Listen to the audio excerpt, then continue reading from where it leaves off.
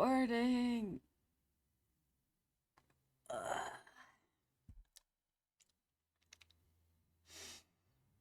I stayed up until 2. That was a mistake, maybe, but I got some art done, so that's great. That's good. Good morning. I hope y'all are having a lovely time. Johnny, bro, that's my thing. Nuh-uh. I'm infringing upon your branding, Johnny. Why am I not surprised? Honestly, I have not been able to do work for the past, oh my gosh, over a week at this point. So it's really, really getting to me because so many of my friends and family members need me outside of my office that I haven't been able to do work, and I'm very tired. I would like to be able to do my work in peace. And here's the thing, it's not getting any less busy. It's not getting any less busy. And oh well. Oh well. I guess we'll just have to do our best.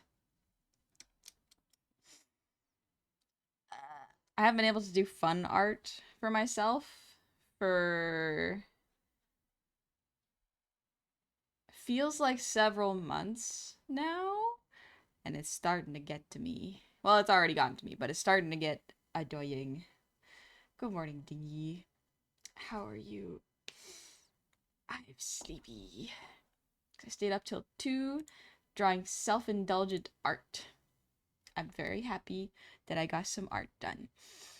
But I'm very tired, and now I'm going to draw things that I'm not good at drawing. So, my apologies if I'm a little low energy today. Yes, Dingus, there are things I cannot share yet. Soon. Well, it'll be done when it's done. It'll be done when it's done. Myth, thank you for the hydrate and breathe.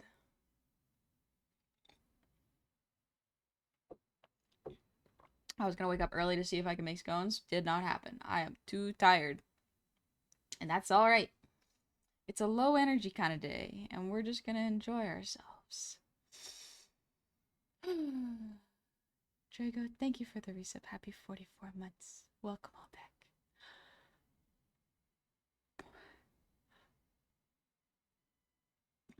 Nice calming voice. Oh, thank you. Thank you. I'm glad you like it. This is just my voice. And also, Meta, thank you for the posture check. Johnny, could use low energy. This is my after work treat. Nice. Oh, good. I'm glad you're done work for the day. Ooh. And Artie, thank you for the ear wiggles. Let me get my book out. Thing is, taking time for yourself is definitely something I'm struggling to learn how to do. So much you always have to do, forget how to figure out what I want to do. Yeah, it is so rough to not be able to do what you want to do. It's so tough. It's so tough. Especially when you're like, there are things I need to do, but you still don't even have time to do all the things you need to do. It's very sad. What's the plan for this stream? This stream, I'm going to be drawing some very simple background sketches.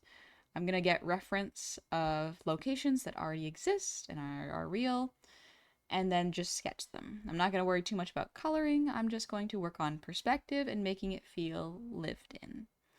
I apologize for the blinding white background. Here, let me protect all of our eyes. There you go, just a little gray. A little bit of grayness. It's gentler on your eyes. Here's a low energy joke for you. Do you know why an 8 is shaped the way it is? No, I don't. Good plan of attack. I look forward to this. Me too. I really haven't drawn backgrounds in so long. And some of the work I'm going to start doing soon requires knowledge of backgrounds. So I'm going to learn how to draw, starting with inorganic backgrounds. And then we're going to move into some organic backgrounds. And we'll just see how that feels and progress as it goes. 8 is just a 0 with the girdle. It's a 0 with the belt on. That's pretty funny. That's a pretty good one. Stylish 0. Skippy, thank you for the resub. Happy 26 months. Howdy, honey. Hope you're well. I'm doing all right. I got some good art done yesterday. It was non-work related art, which is so tricky. You gotta learn that there's art for work and art for fun, and I gotta do both. Also, Diamat, thank you for the resub. Happy 15 months. Aku, thank you for the resub. Happy 14 months. And John, good morning. Happy 20 months. 20 months of great times. I'm glad you're enjoying yourself here. It's a strength plus stamina and a leather belt. It goes on forever. It can go forever. Dang, 3 years, dang it. Almost 4 years now. Whoa. Milk Eggs Fabric Softener, good morning. It's been a little bit. How are you doing? But oh gosh, yeah. When you start to look at time that way, it's like, what happened? I feel like my 20s is a lot of me going, what happened to the time? Why did it go like this, you know? Drago, thank you for the 700 shinies. It's not in a bad way, like, oh, where did I go wrong? But in a, I both have more time as an adult, and yet the time feels shorter. And I guess that's just perspective because, you know, when you were like 5, an hour of your time was so long because you've only really experienced 5 years worth of time. So an hour is so long, so much of it. But once you get in your 20s, you're like, an hour's not that long. An hour's not long at all. In fact, even in my late teens, I was like, an hour's not too long. I could do this. I could split it into quarters and just get through it. And now, my brain is like, an hour is not enough time. Ravesy Cobalt, thank you for the 10 gifted subs. Good morning. Thank you so much. Whew. Dang. That is a lot. Jeez. Jasper, happy 46 months. Good morning. Art for fun, personal enrichment, inconceivable. Hello, honey. Hello, chat. Hello. And Wolzon, thank you for the resub. Happy 46 months. Welcome on back. 46 months of Gobbo, and I'm honestly running out of clever things to say. That's alright. My players hate me in a campaign recently. They thought it would be a simple raid on a goblin hideout, but when they got to the goblin king named Pan, the barbarian thought it would be cool to grab him and taunt him. After failing passive perception, he quickly learned the meaning of his name as the king surprised him with a frying pan to the face, knocking him prone and allowing him to escape. Okay, that's pretty funny. That's pretty funny, Wolves. Great job with that one. And Swisscore, thank you for the resub with Prime. Happy 3 years!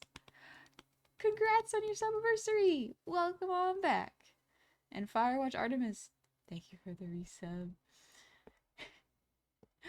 Happy 21 months, I believe. I'm gonna have to do it. Was 9 plus 10 19?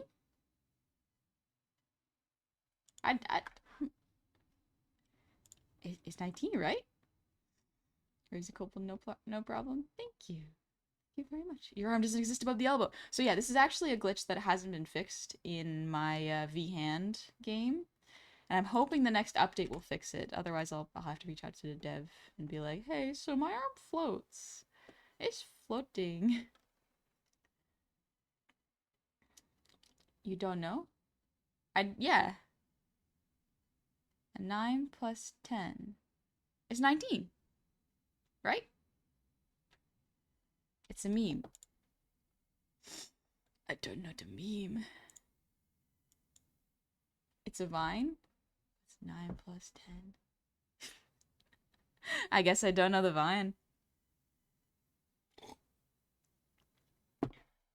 21. And the meme's not that for sure. 21? But that's not math. That's not how the math works out. I'm just warming up my arm real quick. Oh, this feels nice. Loose up the wrist. I'll take that meme was not very funny. I don't even know what meme y'all are referring to, so.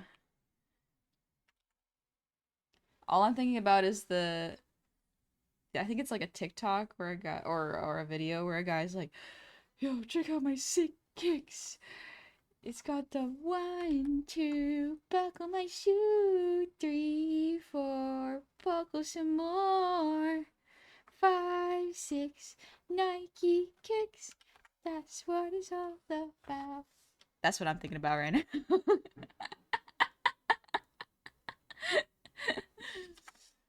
Oh, we love the internet. I don't want to go back to that. It's stuck in my head. I apologize. I shared this cursed meme.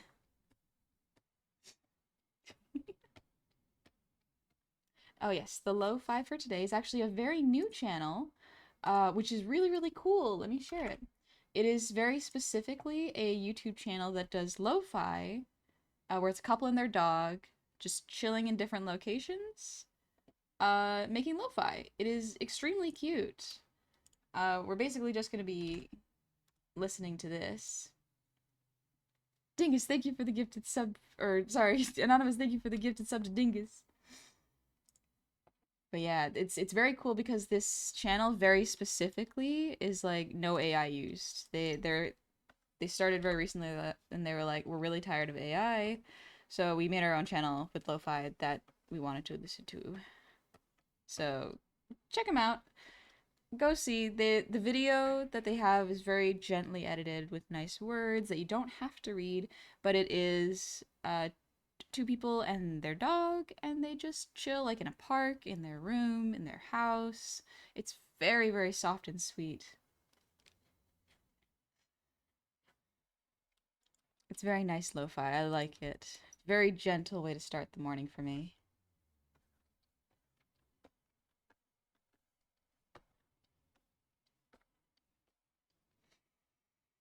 Sounds right up my alley. I would absolutely listen again. Yeah, it's very, very good. I like it so far. They just started their channel, so they only have like 7-ish videos up, but they seem to be uploading fairly quickly, honestly. Which is like, it's not like it's a rush, you know? But it's cool to see them putting so much effort and work into it. I forgot to change the stream category. Am I just tripping? No, so apparently the stream category image uses AI art in the frame of it. And a lot of artists aren't using it right now because Twitch has refused to even address it. I don't know if I'll go back to using it. I might. I'm trying to see if Twitch will even address it or change it because yeah, I don't like streaming outside of the correct category. But with AI being such a not a hot topic, but that's the word for it. A I guess a hot button issue, you know? An ironic insult on their end, really. Yeah. I don't want to support that. Doing a little warm up right now.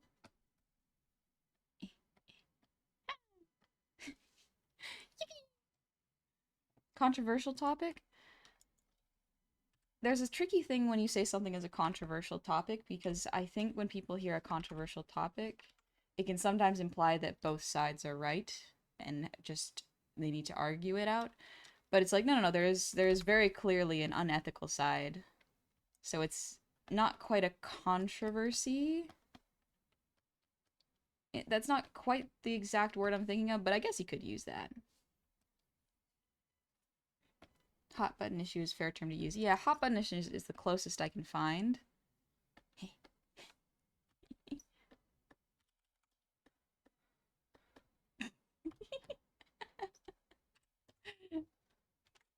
I love this. Just warming up a little bit. It's very funny because with expressions like these, you can literally just draw them like this and then make an expression out of it. You just add your character there. It's very fun. The mischievous one.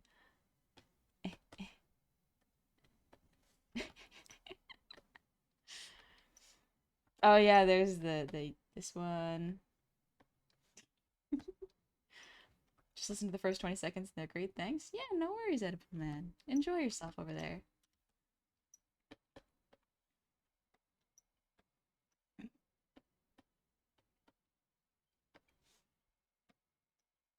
There's so many fun little emojis that you can do for warm up. What do you mean there's something over there? Oh, I see.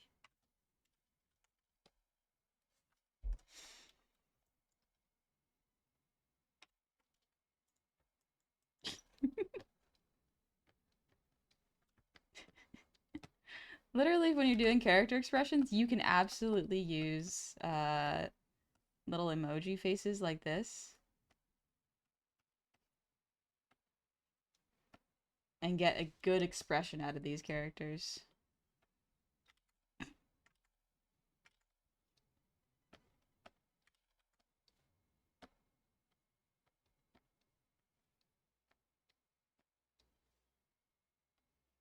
A little wider, a little more open. This is just like a Pac-Man.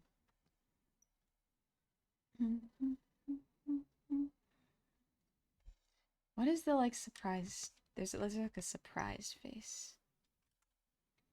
But yeah, if you're ever out of ideas for like a character expression, look at these. These are always fun.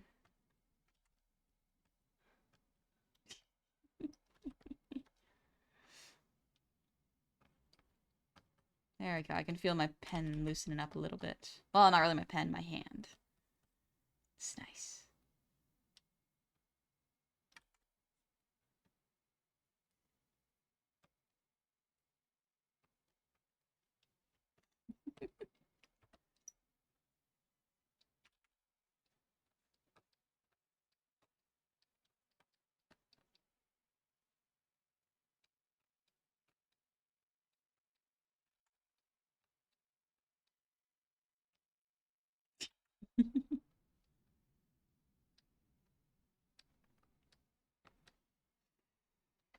These are some pretty fun ones.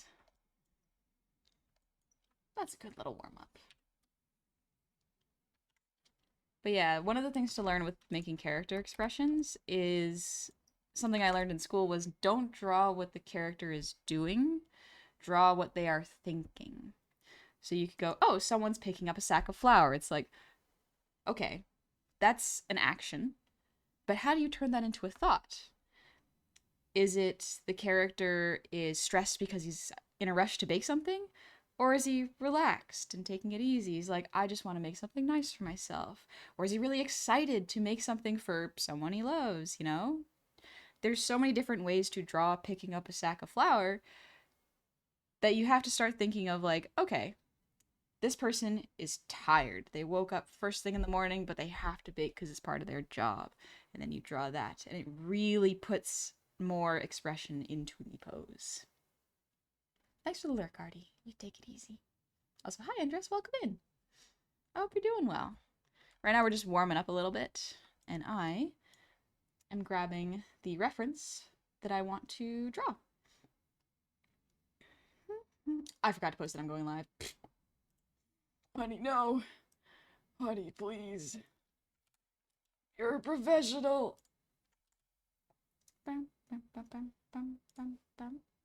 I'm a professional. Professional.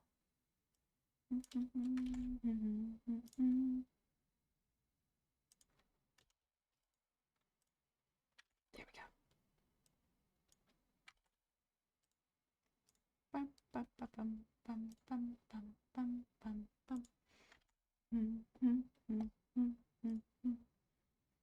I'm gonna let me just take a screenshot real quick. Excuse me. You're a sleepy professional. You're allowed to be a little off your game. I'm so sleepy. I'm a sleepy, silly little guy. We do our best. And that's all we can really ask of ourselves.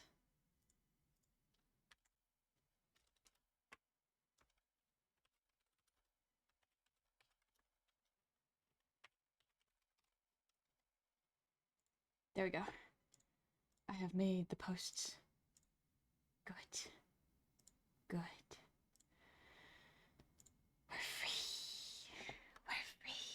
We can focus on art. Good. Is that a goblin? Green lady spotted. Green ladies, jump scare. Jasper, I had my building all to myself first quarter of the day, and then my coworkers came back to my building after first break, and now I have to share my forklift operator. I don't like sharing. Yeah, it sounds annoying to share a forklift.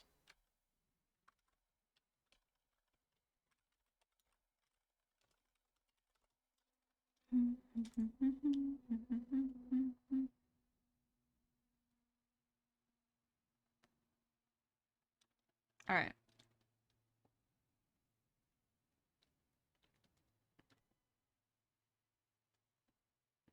Okay, this is a pretty complex one.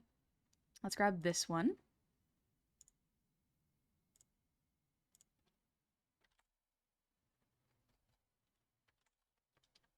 This one's so big. We're going to simplify these a bunch. And Steel Turtle, thank you for the resub. Happy 8 months. Welcome on back. What if we lifted the fork together? Oh my. Oh me, oh my.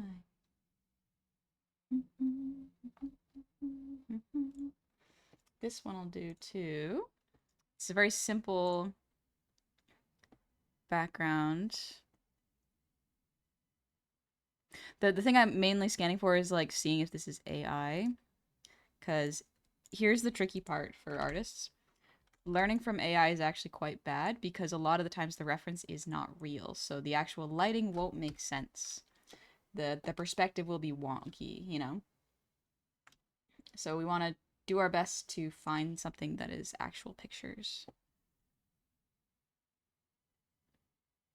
This one's cute, actually. Okay, let's double check this one.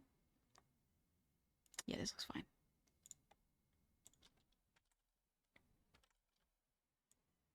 Yeah, this should be well a good one. What about pose reference? So even the problem with AI generated images is like the pose will not be accurate. It may look accurate on the surface, but there will be inconsistencies. So the really tricky part is that it will not be reflected properly. A lot of the times it is regurgitating things in a way that distorts them and makes them not really real. Like even now I'm still suspicious of these because I'm like, okay, this lamp thing is weird. There's something about it is strange, you know? I'm trying to figure out if these Monstera leaves are organic enough or if they work or if they're all connected. I'm suspicious of everything right now. Like, what is this bar? You know, like, what is it? A leaf? I don't understand. Is this just the way the pot is? Like, there's so many things where I'm like, I can't trust my eyes anymore. It's really rough. Hands are still an issue with AI. Not as much anymore, but the whole thing is just like, the point was not that it was bad or it looked aesthetically unpleasant. It's that it's unethical and it's not accurate, you know? Even stronger, more detailed forms of AI just struggle in some ways and can't hide it. Yeah. Like, the problem was never like, oh, will AI get better? It's like, no. The problem is AI is stealing. It is stealing and it is not... It is essentially removing people's humanity a lot of the times and discouraging people from creating art, which is one of the most human things you can do. So do you or another artist have better AI detecting skills than the regular person?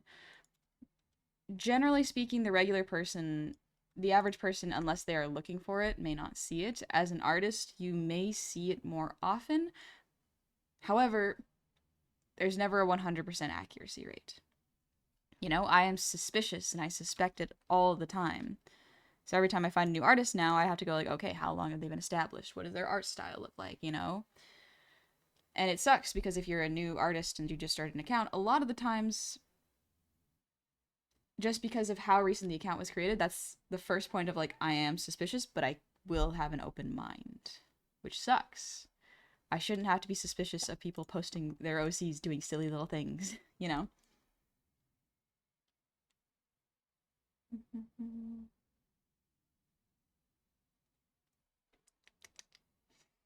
I'm gonna pour my tea. It steeps long enough. 1 second.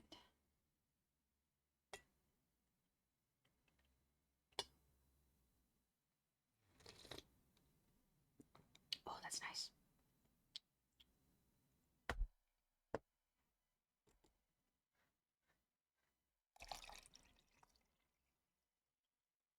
There we go. I spilled milk on my Cintiq pen. Good job, honey.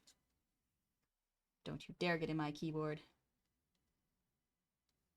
Okay, cleaned it up. Good.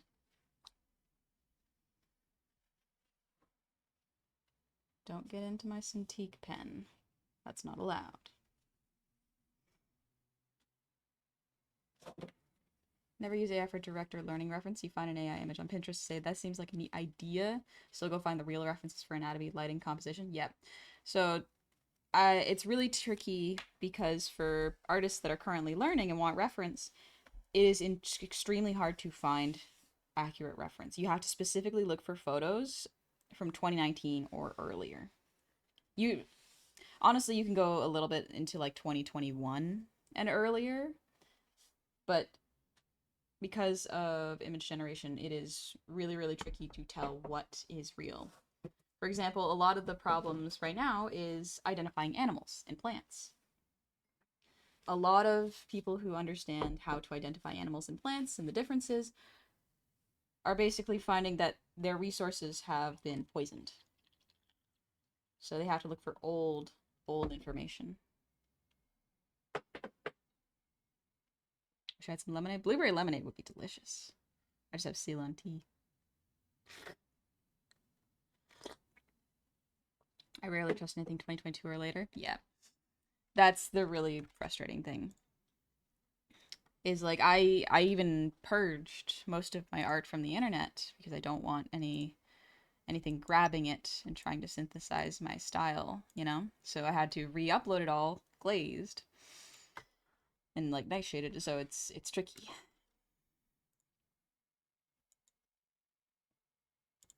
Even then, it's not a 100% protection, it's just something that can help. Start with this one. So all we're gonna do is really just going to sketch.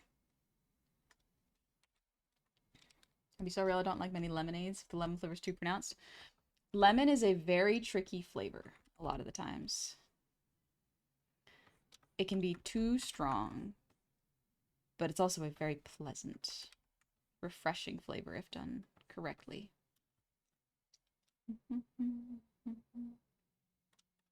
Hi, Birdham. Good morning. Anonymous, thank you for the gifted sub to Rave Kobold. Rave the Kobold. And Sabaku, thank you for the resub with Brian. Happy 7 months. Hope you're having a nice day. Your streams are very relaxing to listen to while I work on game dev stuff. Ooh. I hope game dev is going well. No, it's higher. I'm basically trying to focus on this area here. I want to learn how to do the perspective. So we're keeping it sketchy and light. Because if I just drew with straight lines, it would look kind of unnatural. There's a balance that background artists have where they learn how to make their art look natural while still having all the perspective they need. Wish artists could upload their full art online without worrying about it being stolen. Once again, I am begging, pleading artists, please watermark your art or at least put your signature in a very visible place. Because the amount of times I have found an image online and have not been able to find the original artist is frustrating. I want to see more of your art. Don't be embarrassed about tagging yourself in your own art. It's good. Things get lost on the internet constantly. I got the window here.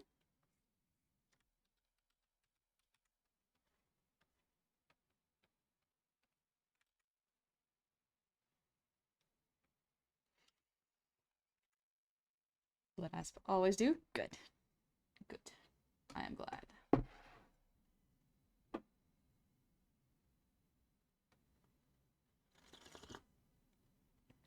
Oh, that's nice. That's a nice tea. Recently saw an established artist purposely draw 6 fingers on their art to see if the feedback from peeps, and it turned out most of us just laughed and wrote, nice. Nice bit. Nice. Absolutely follow an artist who... Because here's the thing. Artists make mistakes. We're not going to be able to draw anything perfect, you know? I've seen artists that I really like accidentally putting extra fingers in their art. And here's the thing. It looks good. But then you're like, wait a minute. Wait a minute. Sometimes it's funny. Because artists make mistakes too. Artists should not be afraid of making mistakes, you know? Fail faster so you learn how to succeed better.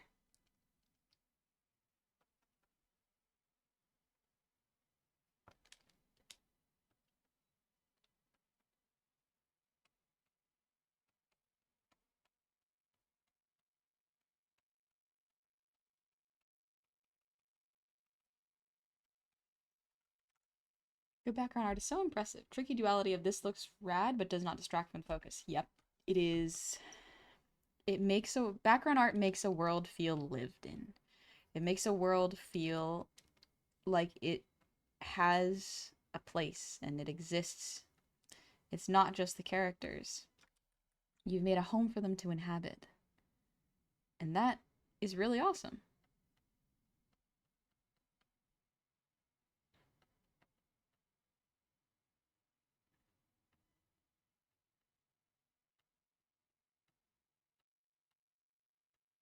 I really want to be able to draw like that. And so that's why we're kind of practicing it right now. We're doing it in a safe way where there is no expectation for things to look perfect. In fact, even after I finish drawing these, I don't think I will clean them up. I think I'll just leave them as they are. There's something more fun about sketchy backgrounds. I'm sure if I practice cleaning them, I'll get better eventually, but I find cleaning them up oftentimes can ruin the fun of it. Jasper, lunch break over. Have a wonderful stream. Be back later. See you later, Jasper. Have a good shift. And Fred, thank you for the hydrate.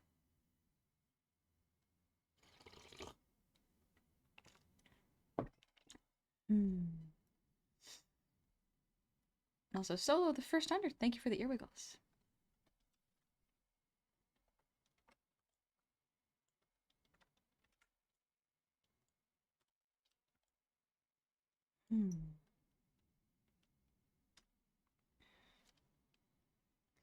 This window has so many bits to it. It's got the shade curtains, the window here, the rim, the bar in the middle. It's got a lot of parts. It looks simple, but there's a lot to it.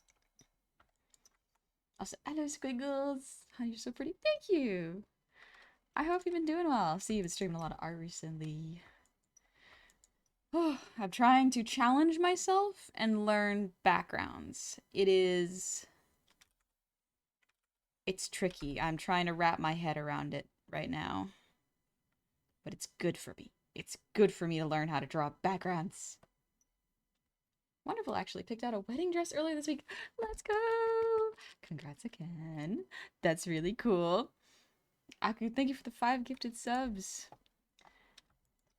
I'm excited. I'm assuming y'all have got everything planned, the venue, guest list, catering, or cake, you know? A lot goes into planning a weddings. I have been a bridesmaid at, I think only one wedding, but I've been a flower girl at another one. I've been at a lot of my cousins' weddings.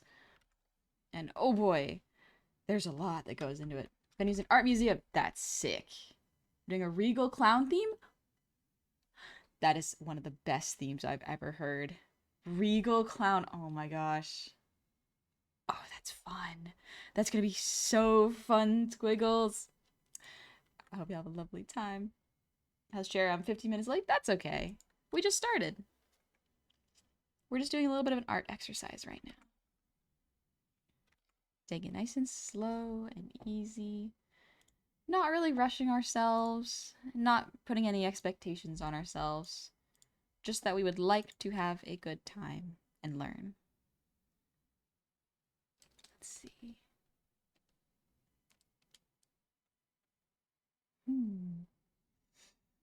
Congratulations on the wedding, Squiggle. Yeah, congrats. I hope you'll have fun. You playing Dark Souls again today? No, today's an art day. I'm challenging myself to get better at things that I am not actually very strong at. Like, this perspective is different. You can see the perspective changes here. It's a little bit more straight here, and then it tilts a little lower down. The horizon line, I think, is about here. And then the perspective for this seems to go up. But then these seems to go down. Like, this is what I mean by backgrounds don't have perfect perspective. So if you make everything perfect perspective, it doesn't really look quite right. Hey, Logical Prime, welcome in.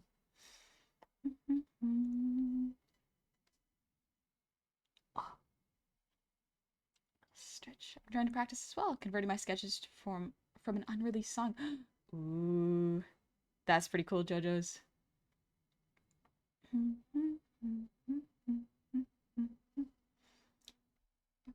Vanishing points, my below. They don't always make sense. That's the tricky part. Our VTuber wedding is gonna be the same. Getting excited to plan that stream too. Ooh, I'm excited to see what that looks like. I was about to say see what the art looks like, but if you don't have any art for it, that's also fine. It's your wedding. You do what you want. I love seeing clown designs. Clown designs in general are so fun.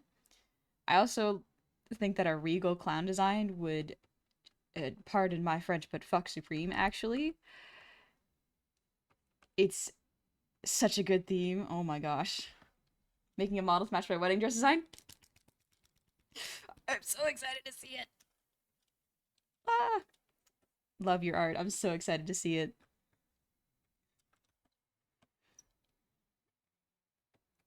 They've got these. An extra little bar here.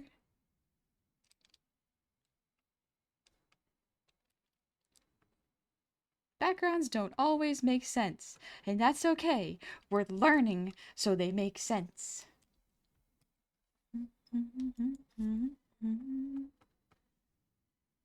Okay, and the frame is out here. What an interesting layout. Gosh, windows are so complicated. I got most of the lines, and it still isn't quite right. Oh gosh. Honey, language, you silly goblin. It's for emphasis. It's a sentence enhancer. Next one solution to avoiding AI images references. Take your own reference pictures. Yep, absolutely. Highly recommend taking your own reference pictures, even before AI was a problem. Because you are going to find a pose closer to what you want if you take the picture yourself. Or get someone else to take the picture, because sometimes perspective is tricky.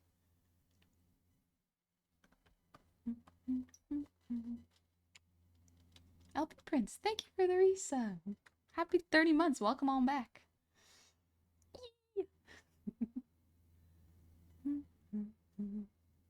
Need a little sip.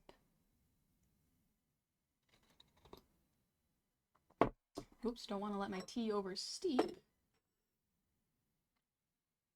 take that out. If your tea oversteeps, it'll get a little bitter. You don't really want that. So it's a thing with tea, especially green teas. My dad got really into teas.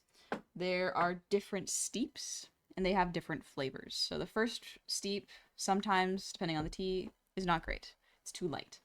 Second steep is really nice sometimes. Sometimes the best one's the third. And then the fourth. Like, there are multiple steeps for different kinds of tea. I don't know so much about, like, black teas, but green teas, that's a pretty common thing. Same kind of tea as yesterday? Yep. I got one kind of tea. It was the only decaf tea that they had that was black. The rest were rooibos, which is fine, but rooibos is a little too sweet for what I'm looking for. I like the kind of bittery, savory kind of flavor, if that makes sense. You got tips on drawing budgies.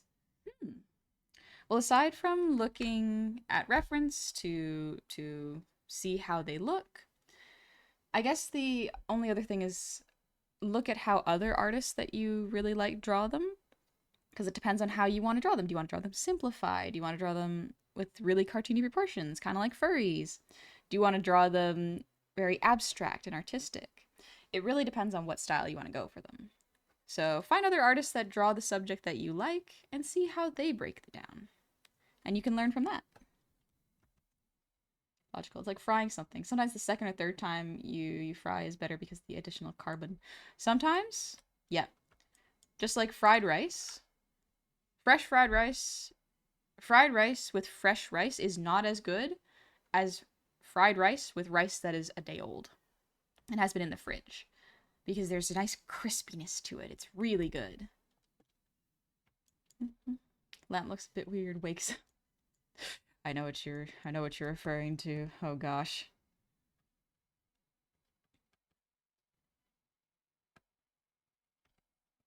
Got some photo frames. I'm just eyeballing it. I am not using ruler tools or anything. I'm just eyeballing the backgrounds.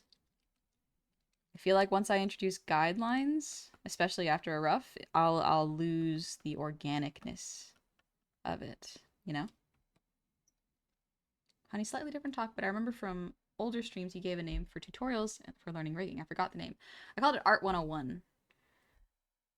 Art 101s I think are pretty good. Let me take a little sip. What?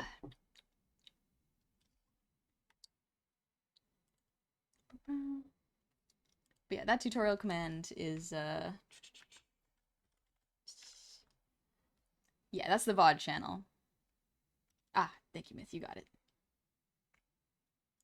But yeah, so the VOD channel has a Art 101 playlist, which is my art teaching streams. They're really for beginners. If you're looking for more advanced concepts, unfortunately, I'm not as skilled in those areas. I am very much kind of a general character artist, not a caricature artist. I'm actually quite bad at caricatures, unfortunately. But I'm more of a character artist. I have to be very careful to keep my sketches organic, or my drawings lose their vibes. Yep, organic drawings are very, very tricky, because sometimes they go against the rules in ways that can throw you off mentally, but your eye will like it more, you know?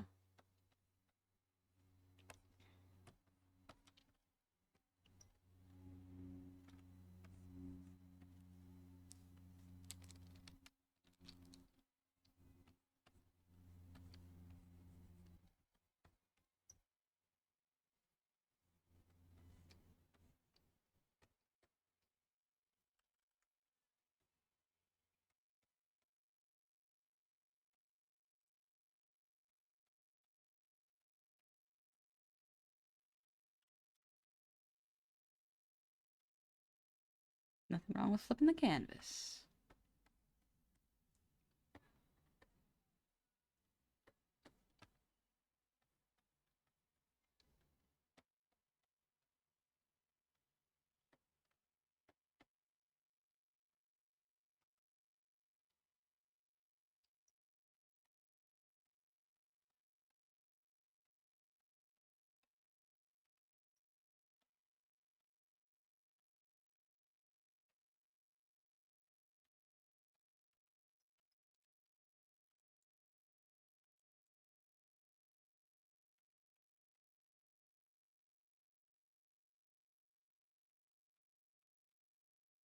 Couch here.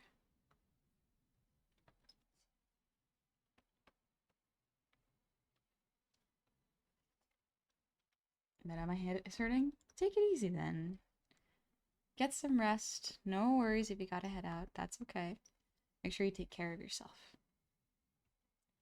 One of my favorite ways to loosen up is the automatic drawing technique. It's your brain completely relaxed before you have the full drawing. Oh. Thank you, man. All right, let's see what that looks like. That looks pretty neat. It's honestly not bad. Not bad. I like the loose sketchiness of it. I start to lose interest in the picture past here, but looks pretty good. Pretty good start. Let me take a little scoop because I have some oatmeal left.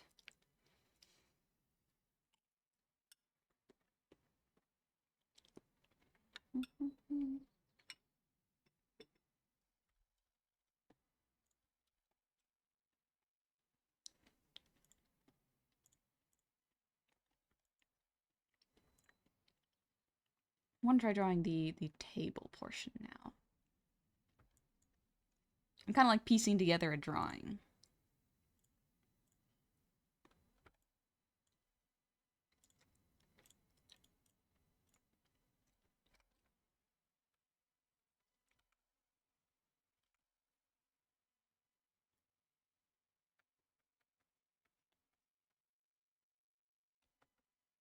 My brain is like, drawing backgrounds is so boring.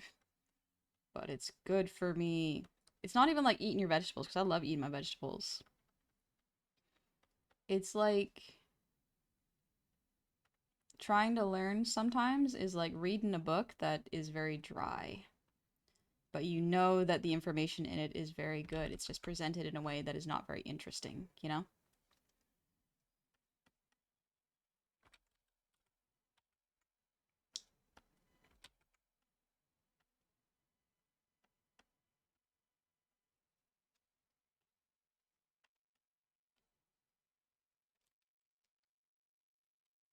I actually learned perspective drawing in one of my tech theater classes in high school. That's pretty cool, actually. Tea loving. Sometimes the meandering of the automatic drawing technique, one creates strange creatures or landscapes by accident, much how one sees the shape in the clouds. Yeah. Great Garywin, welcome in. I did a lot of reading back in school, come to learn why things are considered classics. Oh, the dry reading. Okay, yeah. Take your background medicine, Goblin Lady. I will. I gotta if I want to get good. I gotta. Also, we have ads. So, we're gonna have 3-minute ads. I'm going to get up and stretch and eat a little bit of oatmeal, and then we'll continue drawing. So, I'll see y'all in about 3-ish minutes. So, take it easy. Little stretch time. I almost put my pen into a cup of water. Good job, honey. Need to stretch a little bit. Oh. It's good for me. Oh, maybe I'll move my standing desk so it's standing. Don't hit anything, don't hit anything, don't hit anything. That was my tissue box. There we go. Now I'm standing at my desk. You want pen flavored water? No, I think I would taste a little salty and gross, honestly.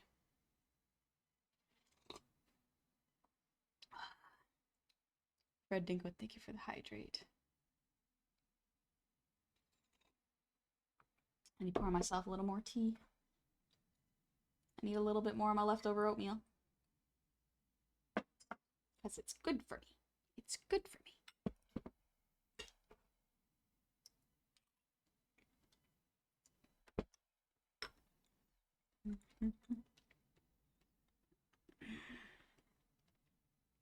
Johnny, I did that in a previous art class way back then. Jeez. That is rough, buddy. Did it taste different? Could you taste the difference? Or was it like, I know the difference, so I taste the difference?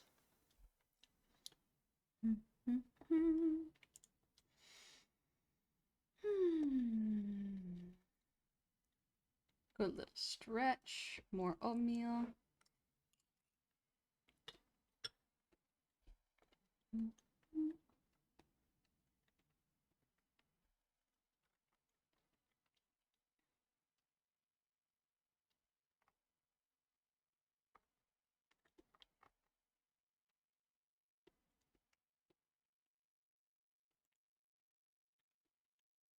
I can feel my brain going, ah, yes, sleepy time. It was like, it tasted like something that shouldn't be consumed by a living creature. Oh my gosh. You know what? I've always been more of a left brainer, but I really like art and learning to draw. The perspective, people, and backgrounds is such a challenge. The perspective of people and backgrounds is really, really tricky. So tough. I don't know how background artists do it. I have friends who are background artists and they're just like, yeah, you just draw it. And I'm like, okay, then I'll just draw it, I guess. Okay, right, that's a classic mistake to drink from the wrong cup when you're painting minis. Worse is when you start to discuss with others what colors taste worst. That's when you know you really need a separate cup far away. You can't keep eating paint.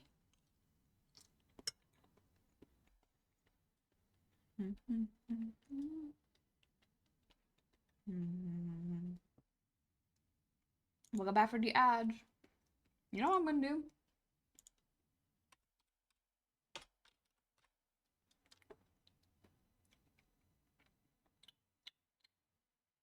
Yup, yup, yup. What is this? Okay, first off, I don't know how to use this. Very cute. Very cute. This is new.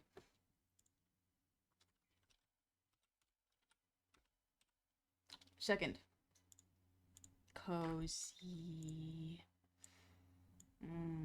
Yeah. Yeah, baby. Maybe don't tie it to my boobs, because then it'll. There we go. Make it bigger. There we go.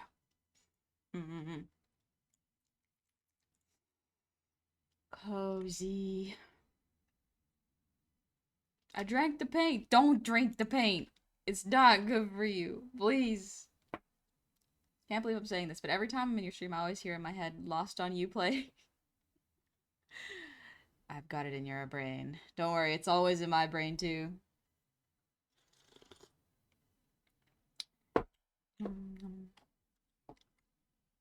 Interestingly, I have a second song called Lost on You is stuck in my brain right now. Not the main one that I love so dearly.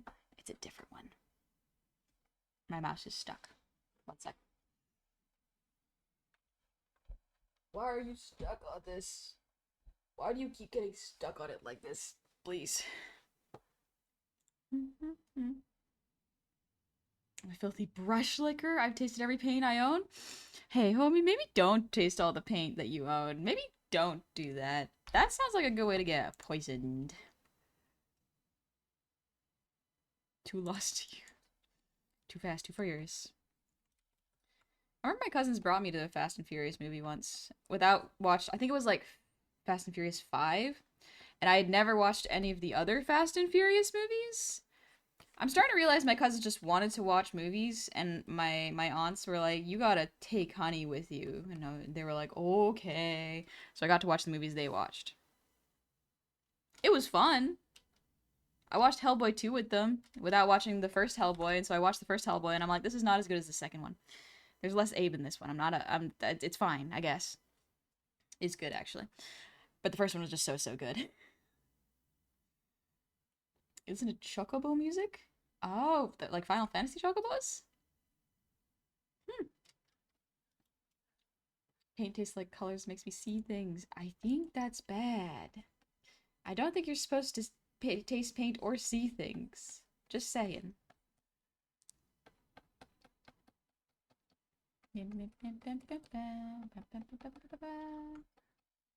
I'm messing around and having fun. I knew she would say because there was less aim. Y'all know me so well. My sweet Abe. Oh, my beloved. Listen, it was a formative movie for me. Truly. Because I knew mermaids existed. And I liked mermaids so much. Ariel was my favorite movie as a kid. But then I saw Hellboy 2 and I was like, just kidding. New favorite movie. New one. A new one. I love my fishman. I love him. He's sweet and sensitive and silly. It's Colonel that Abe only gets referenced in the end credit scene of the later Hellboy reboot movie. If anything, perhaps it's good that he wasn't in that Hellboy movie, because I watched it and I was like, this is bad, actually. Oh no, this movie's pretty bad. Which was so frustrating. It's like, it could have been Del Toro, just make a third. Del Toro, just make a third. I know you gotta change the actors. Just make a third. Doug Jones is still up and going. He could do it. Please. It's a bad movie, but I found it enjoyable. That's the thing. It's a bad movie, but it's memorable. Which just means it's not the worst movie. It's entertaining. But it could have been way better. Oh, but if you've watched it, there is one scene that is excellent. There is one scene, I think it's like 5 to 10 minutes long. It is so, so good that I'm like, why is the rest of the movie not like this? It's very specifically the Baba Yaga scene where Hellboy visits her, and I'm like, this is extremely good. Why is it only 10 minutes? Why is there only 10 minutes of it? That scene is so good. Ugh. But it seems like the studio wanted to create another multiverse movie, and I'm tired of multiverses. I'm tired of multiverses. The only multiverse that I'm excited about is Into the Spider-Verse.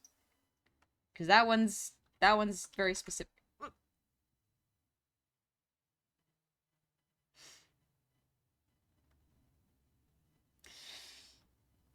Good morning, Pestle! Happy 25 gifted subs. I said happy 25 gifted subs. What? Thank you for the 25 gifted subs. Good morning. How are you doing? I'm drawing a background. Oh gosh. What do you think they'll start milking next after they've thoroughly run the train on multiverses? Oh, they absolutely already have, and I think they're grabbing at straw to try to figure out what's next. And the answer is honestly just good movies. Just good movies. That's it.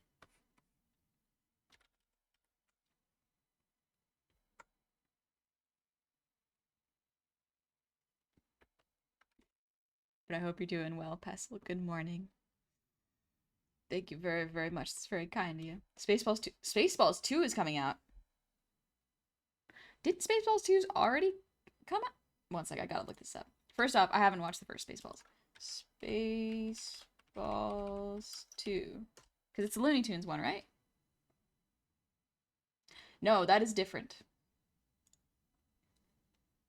Okay. I'm thinking of the Looney Tunes basketball player ones. I think that's Space Jam. Right? Is that one Space Jam? Yeah, Space Jam. Okay. Yeah. Listen. I was a child when it came out, and I never even watched it. I just knew about it. Very funny that I didn't really watch that many cartoons as a kid, because my parents were like, "Honey, we're not going to let you stay inside all day and watch television. So we're signing you up for team sports." And I'm like, "Okay." But when I got, I think it was like an iPod Touch,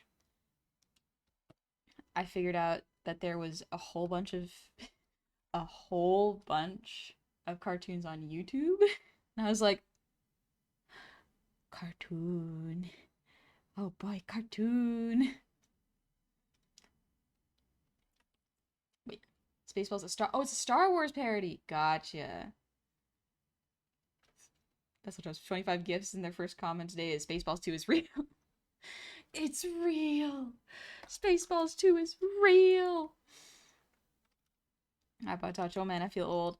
Honestly, I think part of me genuinely thinks that I would have a nice life work separation if I had a Nokia again. My dad got a Nokia when I was a kid, and I remember one of the first things we did with it. It was really funny because we went to a park and there was a pond, and I would take one Nokia, my dad would have the other one, and I would run to the other side with my siblings, and then we would call my dad, and we'd be like, oh, we could hear him! We could hear him! Oh my gosh! And we basically treated it like walkie-talkies. where we would wave and go like, "Dad, look, look, look," and he would look at us and wave back, and it was just like, yippee! It was very, very cute. That's how I think that's how my parents taught us how phones worked, because we didn't really have walkie-talkies. It was one of those things where I didn't learn really about walkie-talkies until around the same time that my family had two Nokias, which was one for my dad and one for my mom, I think, so they could communicate and coordinate. But yeah, it was an interesting time. Was the Nokia a brick? I remember having the brick. No, it wasn't the brick, it was a flip phone. It was like small and compact, and you flip it open. I think there might have been a game on it, but I might be wrong. There might have been no games on it.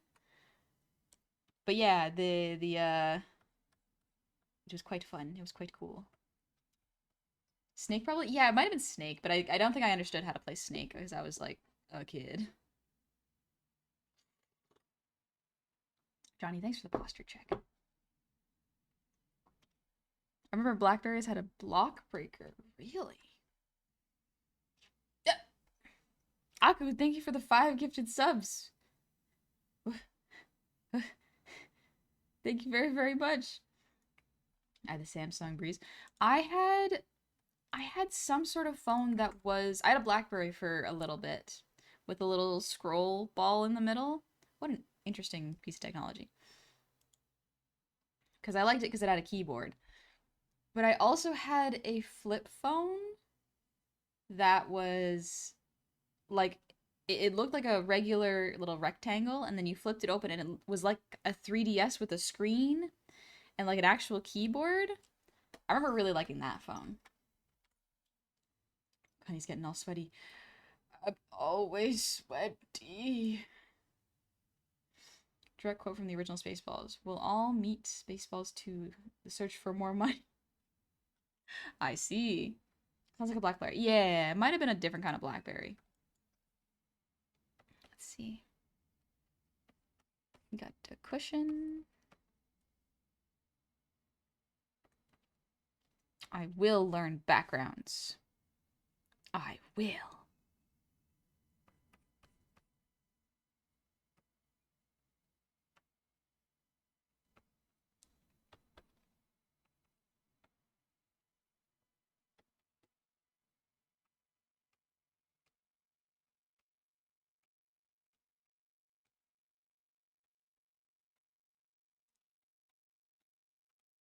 Days before iPhone were interesting for cell phones since everyone was making crazy designs. Yeah.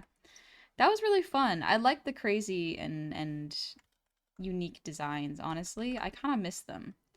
Everything's a flat screen, and I understand for what we use it for, it makes sense, but perhaps I'm getting to my old curmudgeon years where I'm like, I honestly, if I were to get a next phone, if I were to get another phone, and if I didn't need the camera that Apple has for eye facial mocap and really good tracking, I would probably just get a flip phone.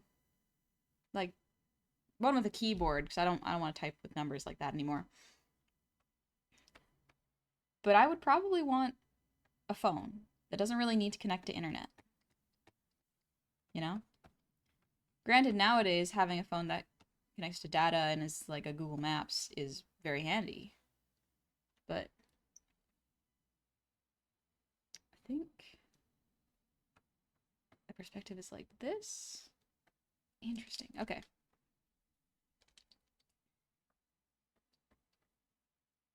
Something like that, maybe.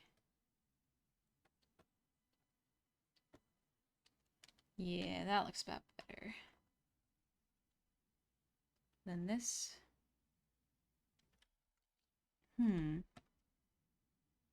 These lines will need to move around there. Okay.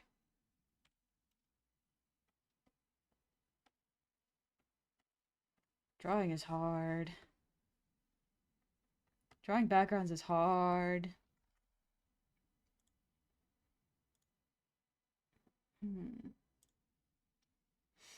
My brother was all about his old Palm Pilot back then. Palm Pilot? We definitely should bring back tactile technology with modern computing abilities, especially in cars where you're not supposed to look down for too long. Yeah, that is one that I've always found strange, is having a flat screen to press buttons and start cars. It's like I'm moving my desk down. That's one where I'm like, first off, I don't trust touchpads long term. Like I saw someone who had a oven with a touch screen where it's like, ooh, you can control the temperature, you can start the elements, and I'm like, no, give me a dial or give me a button because I want to be able to see and know that it is off. Do not give me a screen. I don't want that. With a car, pushing buttons I think is necessary because if you need to keep your eyes on the road but feel around with your fingers if you need to change the AC, that's safer than having to look down and press it.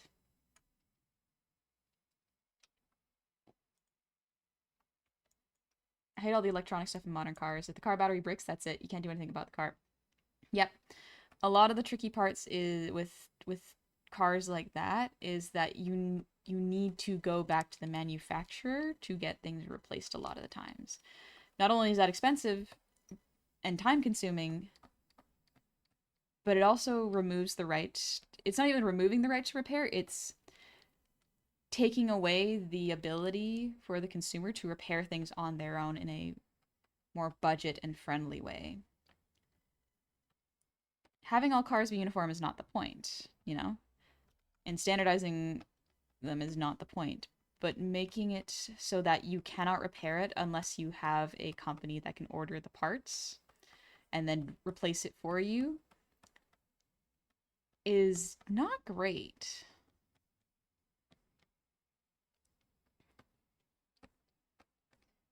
That's why if I get a car, I want to get like an older car.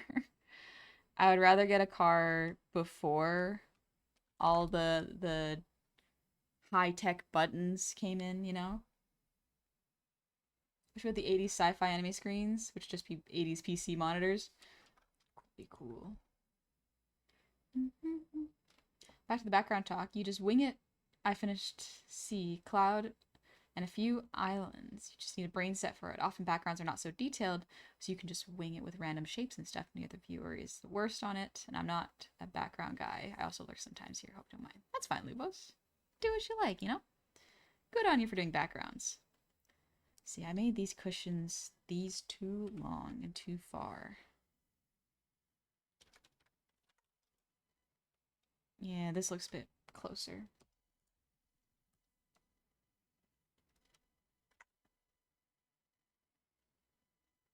Something like that. I love being a digital artist. But yeah, if I were to get a car, it'd be in 2018 model, the latest. I'm trying to think of what I want. I don't know enough about cars, honestly. Not enough to really make a good call on them and say which type is the one I'd want. I would just want a car that has 5 seats, where I can put down the seats in the back so I can move stuff around if I need to. Have the things on top of it where I can put like a canoe on if I want. And then yeah, just work good. Really, that's it. It's the most peaceful music I've listened to. Thank you. No worries. Here, let me share it with you. That way you can listen to it whenever you please. There you go. That's what we're currently listening to. Roswell, thanks for the hydrate.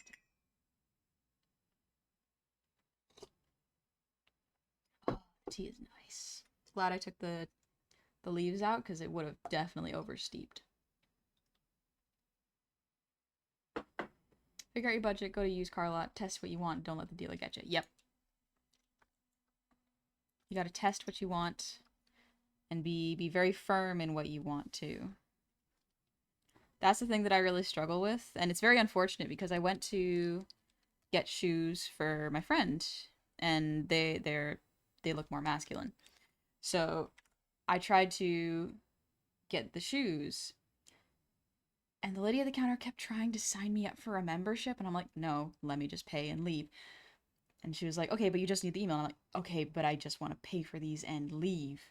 And that went on for 5 minutes before my mask friend came up and went, we just want to pay for the shoes. And then she was like, oh, okay. And I'm like,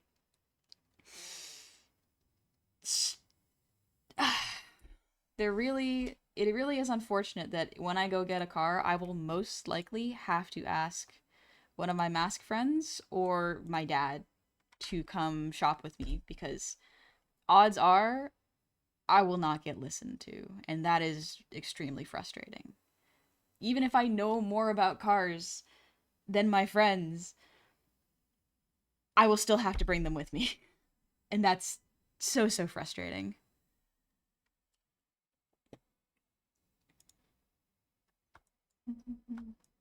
It's still the same YouTube channel as music from earlier, the wholesome one? Yeah, it's that one. They're called Yellow Cherry Jam. Extremely cute. Very nice, chill lo-fi. Johnny, yeah, I think it'd be a wise move. Yeah, it's sexism sucks. I can be an expert in my field and still get ignored when I am offering sound advice. It sucks. Put me on the phone, I'll tell him what for. I'll show up with an army of fellas and be like, okay, we're here to get me a car, and you're here to protect me from people going, oh, you sure you don't want this? You just gotta sign up for this. It's like, why can't I just shop by myself and have people listen to me? Isn't flip phone a bit retro? Yeah, flip phones are retro, but I like them. There's a little chair here.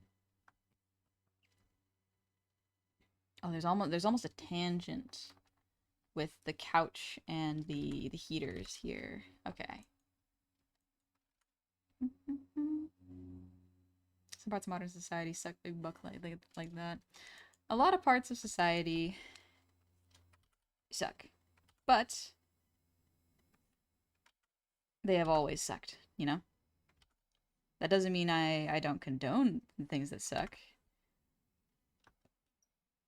I just know that it's not relegated to a time zone or a time period, you know? It is people. It's not just the times, it is people. All evil needs to thrive is for good people to do nothing.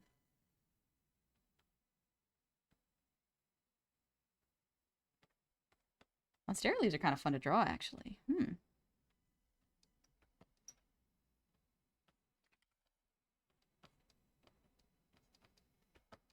Howdy, Aster. Welcome in. Would an MP3 player be considered retro? Probably. I think I would consider that retro. Here's the thing. In my mind, because of how fast everything happened because of the internet, anything from 2016 or earlier, in my mind, is retro. Perhaps that is foolish of me to say, because retro, there might be an actual term for it, but that's what feels retro to me, you know? It's crazy to me how bad of a condition some cars on public roads are. It's genuinely unsafe. Yeah. As an adult, you learn that so-called experts sometimes are not experts. Sometimes it is just people doing their best and parroting what they already know, you know? I have a 2012 Ewok that I use daily. I want to get I had it when I was a kid, and unfortunately I lost it, I think. But I want a portable radio. It was about as big as an iPhone, but thicker. All I had to do was plug my headphone jack into it and turn it on, and I could surf as many radio stations as I wanted. And it was so nice. I loved it so much. I'm so sad it's gone because it is such a nice little thing that I would like back. Maybe that's something I'll try to do if I can find it on Throne. Cause I've tried looking around and they don't really sell them at stores anymore.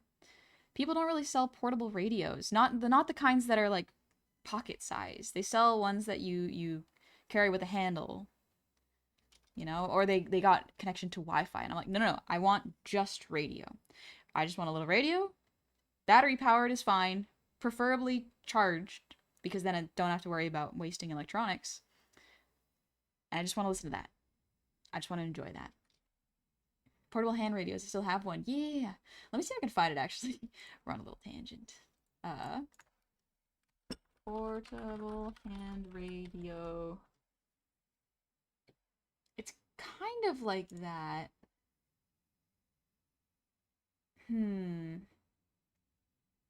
Not quite. Portable pocket radio?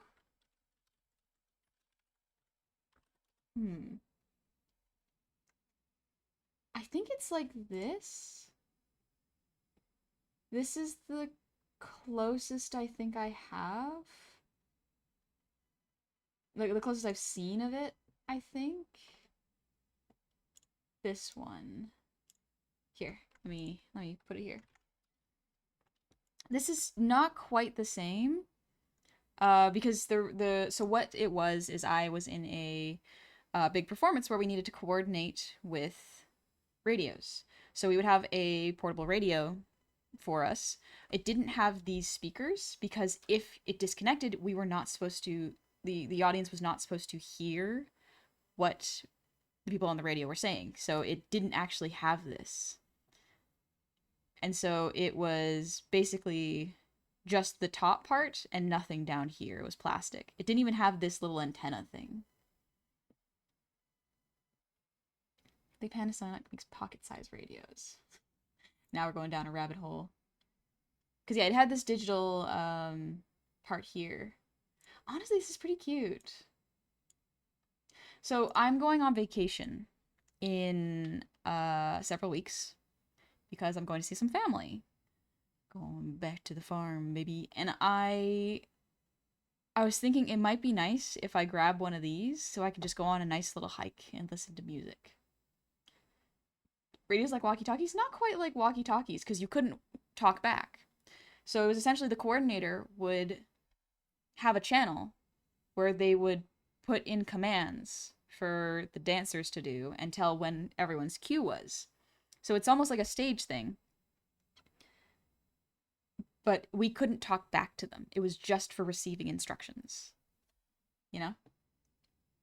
But yeah, I'm trying to find something close. I wonder, Myth, if you would know what it is, because it seems like something that drama students would have, or like pocket radio theater.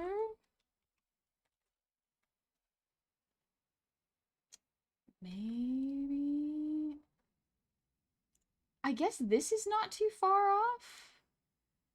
This is not quite the same thing, but it's a similar idea where, oh, there we go. Where it has no speakers, but you just plug headphones in and then listen. It's basically a pager but for audio cues. Yeah, yes, it's this one. Instead of this though, it had a digital screen like this one. So that way we could choose our presets. So we had multiple presets for multiple channels. And I loved it. That does sound like something some theaters would have. Tech would mostly use headsets for communication though, but I can do some looking into it. Yeah. But it's pretty cool. Like genuinely, I love old tech. Like it's got a little thing so that you can attach it to your pocket. You can also have alarms apparently for this one. That's cool. I think I do miss when tech had one thing it could do. Like this was not even one thing. This is multiple things. But this was not for communicating. This is for listening. And I really liked that. Sagian portable AM FM radio. Let me look it up. Because if it's at Walmart, I might go pick it up. Let me.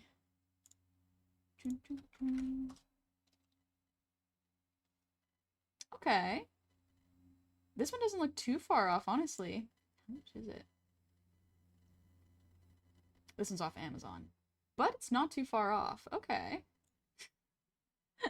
We're looking at portable radios instead of doing art now.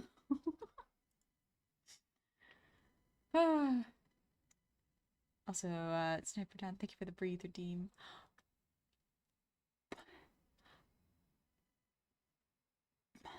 Hi, Clawmasher. And Sniper Dan, thank you for the earwiggles.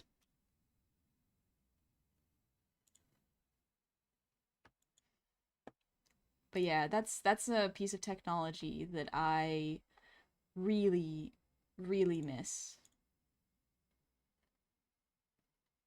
I miss listening to the radio. A lot of the times, sometimes I will drive around a little bit so I can listen to the radio. It's quite nice. The main thing I would want though is a headphone jack. Because a lot of the times when I look at them, they have like a oh, this one's really cute actually. How much is this one? This one's 20 bucks.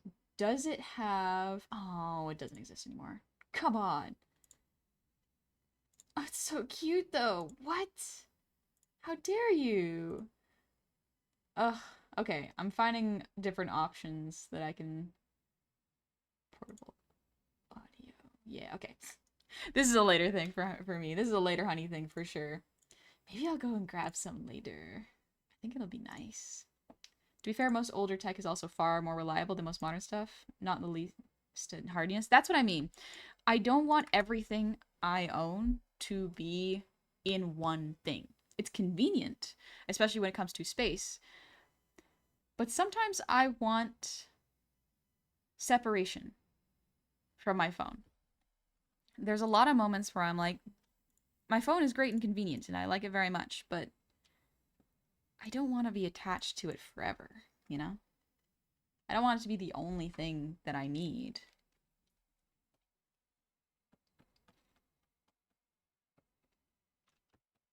Do I have to get a police scanner just to feel like a vigilante? I don't even know how I would go about getting a police scanner. Can you just buy one of those?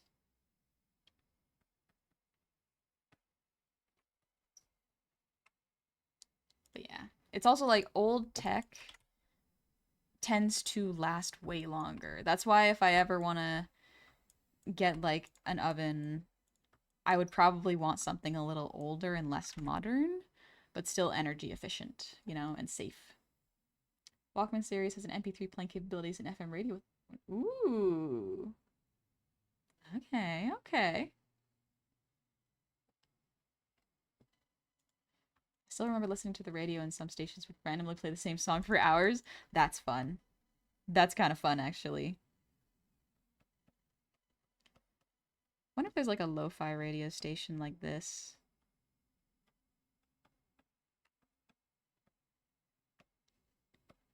Trying to find a faster way to draw these Monstera leaves. Oh, that works. Okay, okay.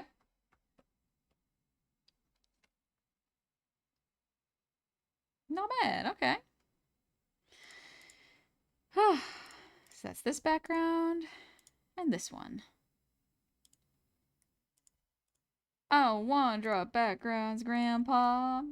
That's too dang bad.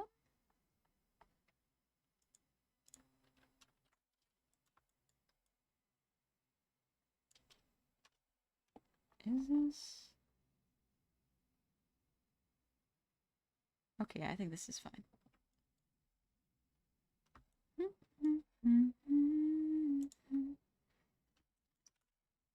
was wondering if you'd stream new games. I don't know what they would be, though. I usually stream art and what I feel like. I do want to have more games, more gaming streams. However, that will probably be in the fall. So, a little insider information about Twitch is that summer is usually the dead season.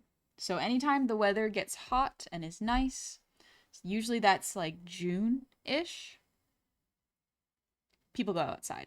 People go on vacation. People are no longer in school.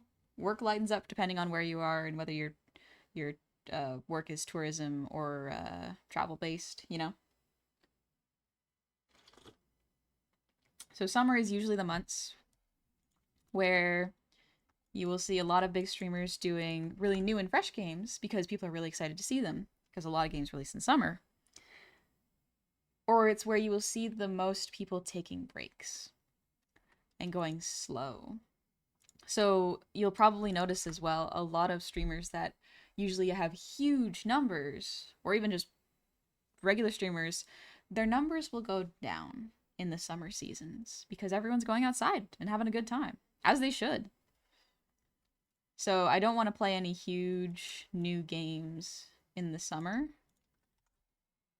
And I also don't want to feel forced to finish a long playthrough in summer, if that makes sense.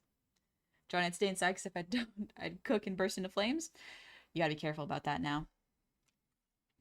Mobile tech probably keeps streamers afloat in the summer. Mobile tech absolutely does. And here's the thing, some communities are the exception. Some people thrive all year long. For me, I like to take it easy in summer. And I especially don't look at my numbers in summer. Because summer is when I do the most prep for fall. What does that mean? That means that in summer, I am doing the most behind the scenes work of preparing for next model, preparing for next debut, creating backgrounds, making assets, overlays, preparing starting soon screens. Basically, summer for me is prep time. And usually the goal is to have something by fall, but sometimes things don't work out, but that's okay. Basically, summer is like prep season a lot of the times. Touch some grass instead of video games. Go outside, touch some grass. It's good for you.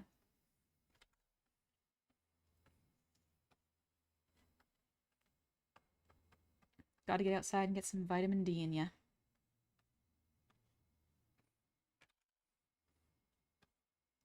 So I'm taking the opportunity this summer to visit my family because my grandma is getting up there. I think she's almost in her 90s if I recall.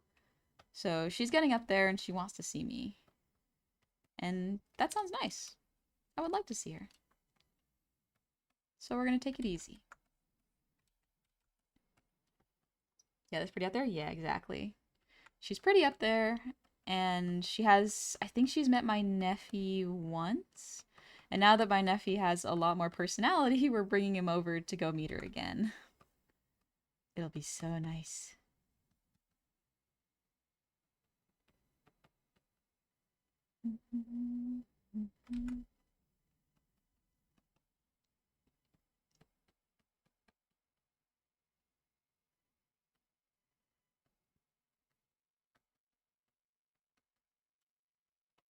It's so fun to think about that Neffy is a hoot and holler. Oh, Neffy is great.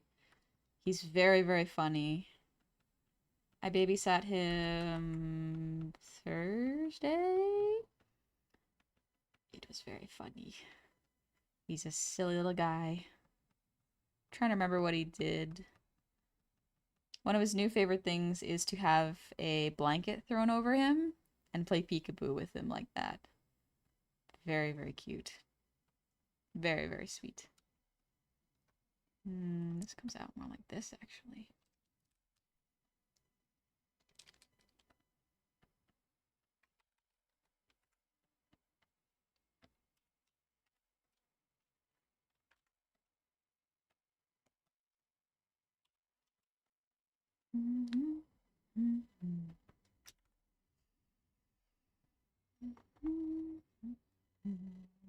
He just gets cuter and cuter.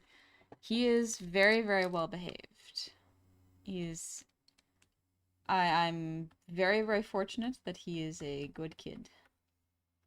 So far. We will have to see how it goes when he gets a little older, you know? When they get a little more curious about the world. Because right now, if I recall correctly, kids are in the, when they're like 1 to 2, they're in the, oh, the world revolves around me because I am the world, you know? They only experience things through their own point of view. And that's okay. That's part of the learning process of when they're a kid. So when they start to see that the world is kind of, or that not everything bends to their whim, sometimes that can cause tantrums. They can be like, why can't I eat all this candy? You know, why can't I play with my friend longer? Why do I have to go to school? Stuff like that. So a lot of the times, a mistake that was very, very common a while back was that parents would go, well, because I told you so, we have to go, you know? And that's really not the best answer. Ideally, you can talk to the kid and go, hey, buddy, we have to go. We have dinner. You have to eat to stay healthy. You're going to get hungry. Or, hey, buddy, we have to go to school. Mom has to go to work. She can't watch over you, you know? Stuff like that.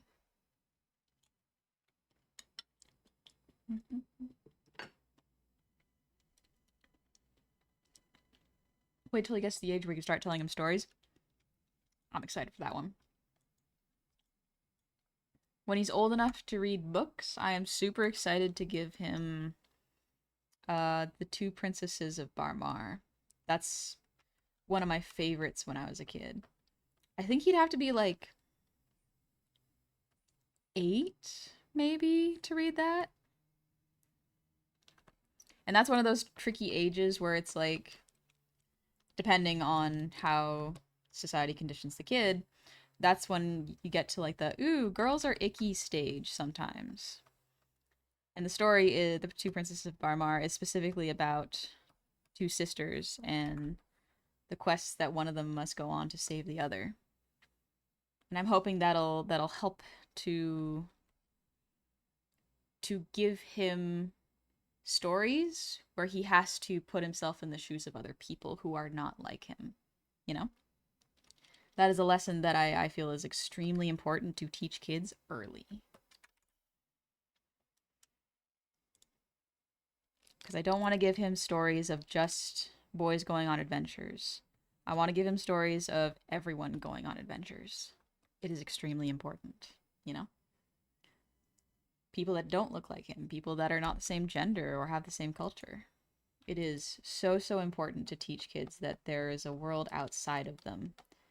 Because when you get taught that there is only one way of existing, you know, or you only get exposed to one type of media, it limits the scope of your mind and your empathy. Hi, Galar. Welcome in. Show him the anime Kaleido Star. It's a great story about never giving up to achieve your dreams, and with hard work, you'll reach those dreams. I would have to scan anime because a lot of the times, unfortunately, there's a lot of like a lot of fan service, a lot of violence, and a lot of things where it's like this may not be age appropriate, even if the moral and the message is really good. So it's tricky.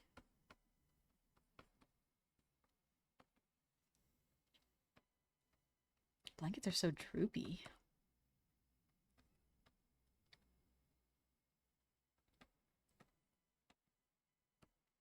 Studio Ghibli films? Yep.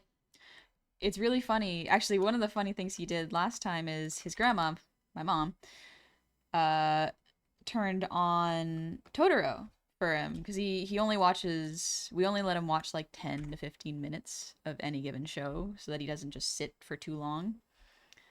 And so he really likes watching Totoro. But my mom, while turning it on, said, "Oh, do you want to watch Ponyo? You want to watch Ponyo, buddy?" And he looked at her and went, "Totoro." And she looked back and she's like, "Oh, yeah, you're right. That's not Ponyo. That's Totoro. You're so real for that, buddy. You're so right." He's very cute. He's very, very cute. He really likes Totoro.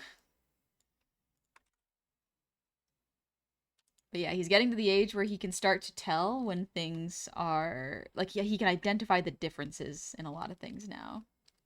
Starting it young, yeah. Also, Locke, thank you so much for the resub. Happy 16 months. And Solo, thanks for the posture check. Oh.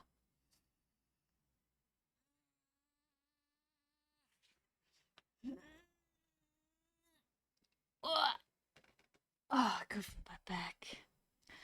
But But yeah, he really likes Totoro. Totoro is a good one to watch. This kid's so wonderful I could blow up. He is extremely good. He is very, very cute. And the way that I have learned how to get him to stop doing things if he needs to stop. Like, for example, one of the things that he does is he likes to jump right now. So he's stacking up bins or just putting a bin down and standing on it, then trying to jump off of it. Which is fine because he's working on his motor skills and I want to encourage that. But it's a bit dangerous because he doesn't know that if you jump off a higher place, landing on a hard place is bad. That will hurt, you know? So we try to teach him to learn to jump in the right places, you know? And at one point, I grabbed him because he was about to jump onto concrete. And I was like, nobody, we can't do that. And he got really sad. He's like, no, Auntie is keeping me from jumping. And I was like, ah, dang it. I should have found a different way to do it. And his grandma had to distract him and go like, Neffy, can you point to your nose? Can you point to your ears? So he knows how to do head, shoulders, knees, and toes. And the eyes, ears, mouth, and nose. He knows where to point that. He knows hair too, because he can touch his hair whenever we say, buddy, where's your hair? It's very cute. But basically, whenever you need to stop a kid from doing something, you kind of have to distract them. You have to give them a different task to do that they will want to do and they can do. Otherwise, they're just going to get bored and frustrated.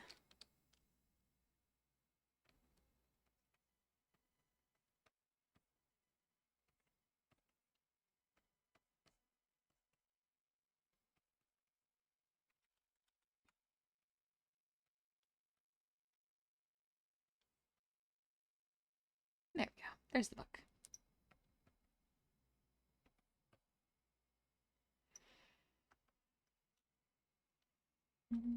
Is your mom also gonna make him learn French also?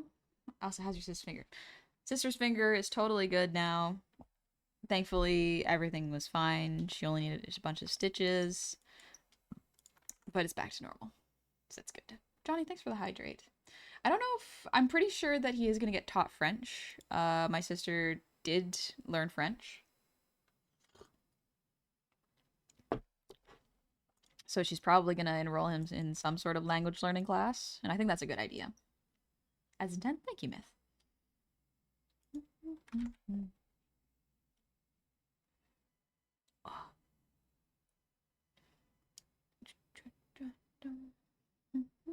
So John goes, think of the Brothers Grimm. Those are meant for children, even young ones. Yeah. There's definitely like an age for that. I would probably say that's like 8 to 12 for Brothers Grimm, depending on the child. Because then they can actually understand the importance and the danger, you know, that Brothers Grimm stories have. Because otherwise they might not understand why, like, the ugly stepsisters cut off parts of their foots, you know? There's a certain level of reading and audio comprehension that's necessary for stories and messages to hit, for sure. Nephew is just mini honey and you can't convince me otherwise. He's very similar. I will say that. He is very, very similar. Actually, this is here. And this is here. That's where the leg is. Okay. Then we got more books.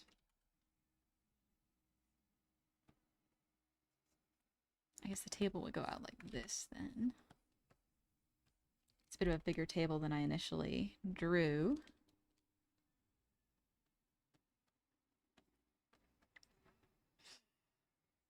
I don't like drawing backgrounds, but I will get better at them. I will get better at them. Teaching him a good landing form will prevent injuries long term? Yeah. Here's the thing. I don't really know that much about landing form. All I know is, like, when you land on your feet, cushion it with your heels and then your legs, or just your thighs, you know? But he's a little too young to really understand that, unfortunately. So we're kind of just letting him fall in a safe space.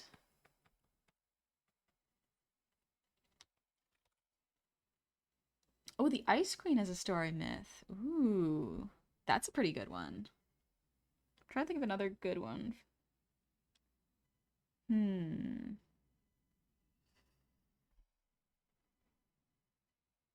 Goodnight Moon's a fun one. He does like Goodnight Moon. Flubber, swing by before taking a nap. Out of spoons from all the walking and crowds and the protests earlier today. Hope you folks are doing well, staying safe, and getting cozy. Take it easy, Plugbear. I hope you're safe. You're taking care of yourself. You took all your precautions when you're out protesting, or when people were out protesting. Take care of yourself, alright? So the most important thing is not to land on your face or head. Yes. Which is sometimes a little bit of a struggle, because Neffy, one of Neffy's favorite things to do is he will gather blankets on top of the bed and absolutely just flop into it head first. And I'm like, this is fine for now because it's on the bed. But Neffy, you can't do this on the ground. You are going to smash your head, and that's going to hurt, and you're going to be real upset about that, and it's going to be bad. Django, that's fair. I simply meant that over here it is considered odd to read that to children. It's not considered odd to read that to children even before they're at school age. But yes, understanding the exact things those stories are meant to teach will take a higher age. Okay, that makes sense. I guess, I'm trying to think of a book to read to him. Because right now he's really into, like, touch books. You know, the books with textures in them, where the kid's supposed to see, like, ooh, a lion, and then touch the little fuzz in the book, you know? Very, very colorful and tactile sort of styles. Little desk here.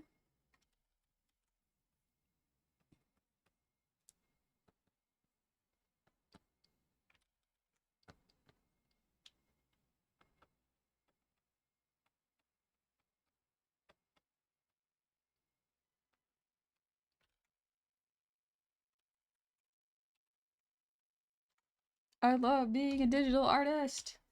You just move things. Okay, that looks pretty good. That's a pretty good practice.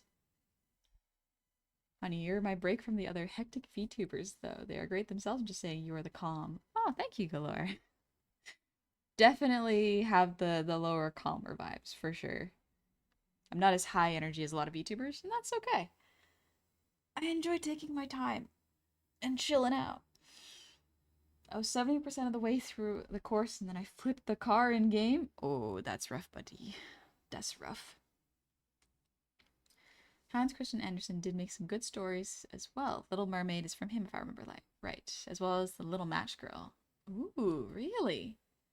So I only really know The Little Match Girl from a short animated segment. Is that a story? Turns out the first flip phone dates back to 1996. Really? I guess they wouldn't have become popular until the 2000s, though, right? Maybe? I could be wrong. There's a difference between, like, when a phone came out versus when someone in your family got it. You know? Where it's like, when it came out is irrelevant compared to the time when you were exposed to it, if that makes sense. I remember pagers? I remember pagers. My dad still has a pager.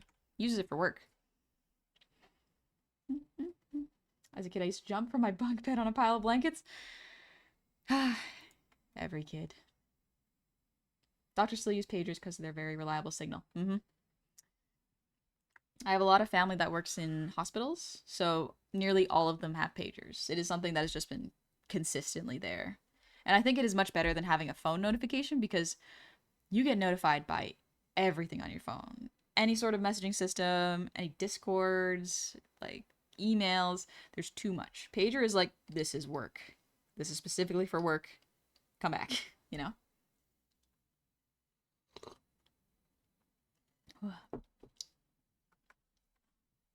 Prototype performance in one rock. That's rough, yes. Perhaps next run. I hate being in a group chat for work. I have had to be in group chats for work before, and honestly, I am 100% a lurker. I've learned this now after talking to my friends. I have such a low social battery that it is actually very frustrating to me.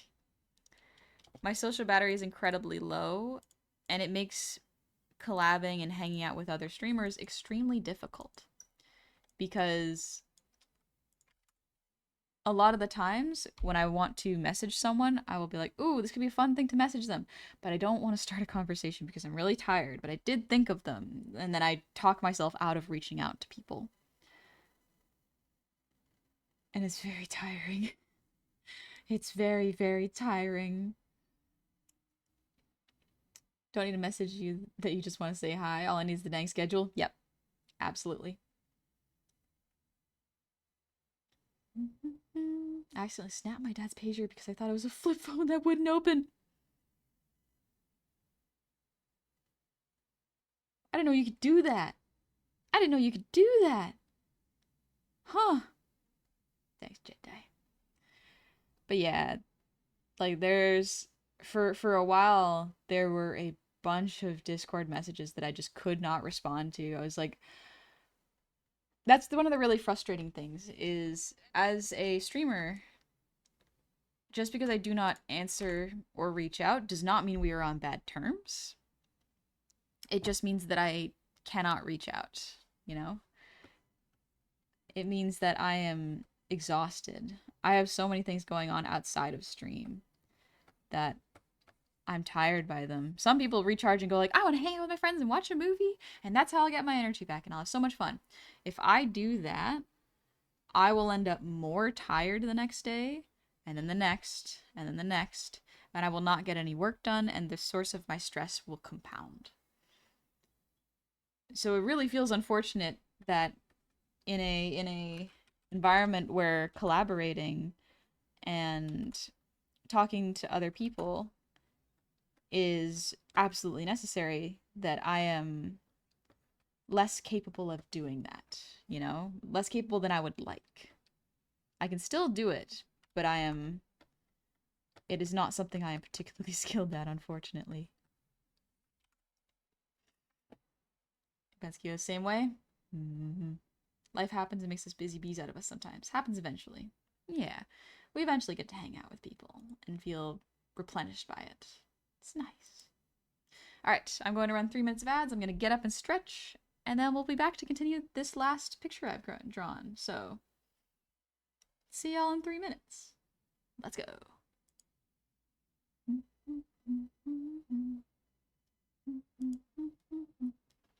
For those of you who are subbed, you don't get the ads. Life happens and makes busy bees out of us. I think that's very true.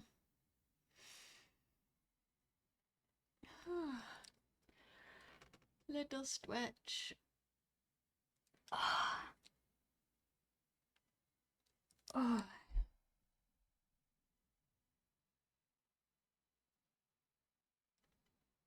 Whew. Johnny almost dozed off a couple times to the comfy music. This music is extremely comfortable. I like it quite a bit. It's nice. But yeah, Johnny, if you need a nap, get some rest. I'll probably get some rest too. Let me just... There we go. Yeah, I thought so. Because, yeah, I was just checking. I was like, is Father's Day today or tomorrow? Because I'm celebrating it today. So after stream, I'm heading out to go hang out with my family because it is Papa's Day. Nothing really fancy planned, just to hang out and a dinner. It'll be nice. So I'll probably take a nap before I go. Johnny, I'll sleep when I expire. I think you'll expire first. You'll expire, then I guess the eternal sleep.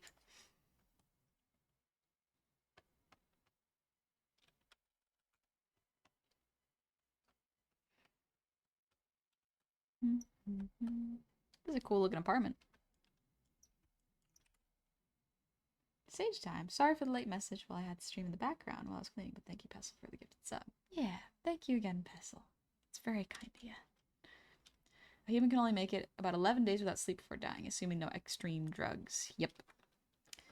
It's a long time. A lot of the times, the effects of sleep deprivation, as far as I am aware, get fixed as soon as you sleep. Just get a bunch of good night's sleep, and it's like, oh, okay, the symptoms go away. So that's good to know.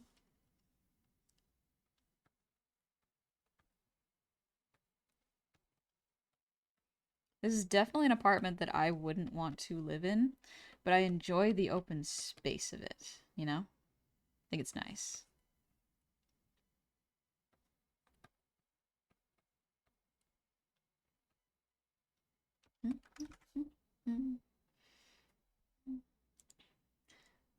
Jill Gamer came by to lurk shortly and heard a bit about the short social battery. Very relatable and have a lot of situations like that myself. Also wanted to say thank you for over a year ago you offered constructive criticism on a character of mine on your stream. It was very helpful. Oh good, I'm glad. I'm glad it was helpful. Thank you for sharing it. It can be hard to share your art a lot of the times. I find it difficult to share art for many reasons. But it's nice to do it. I like it.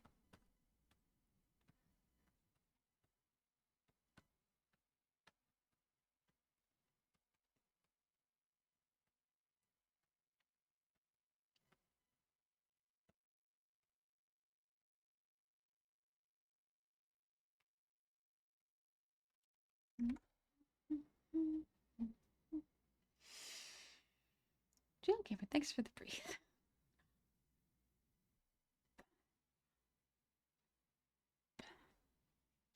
Also, Violet, just saying this is strange because I didn't subscribe, but I don't have the ads. So if you have Turbo, you might not have the ads. But also, I it might be a region thing, so you might be in a particular region that doesn't get ads.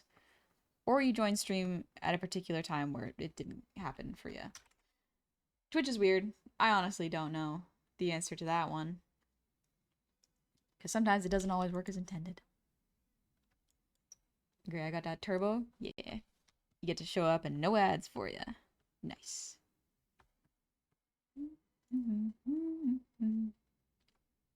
Interesting little chair it's got there.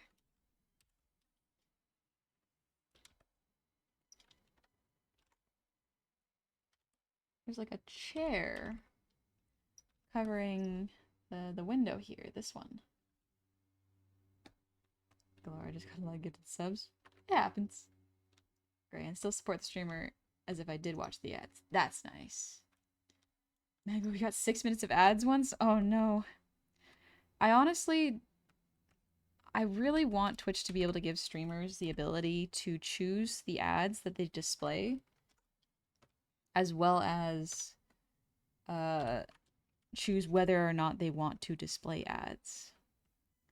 Because here's the frustrating thing. I feel like the majority of streamers would not want to stream ads, but if they could choose which ads to stream and got shown the breakdown of how it works, I feel like that would give them more incentive to do it, you know?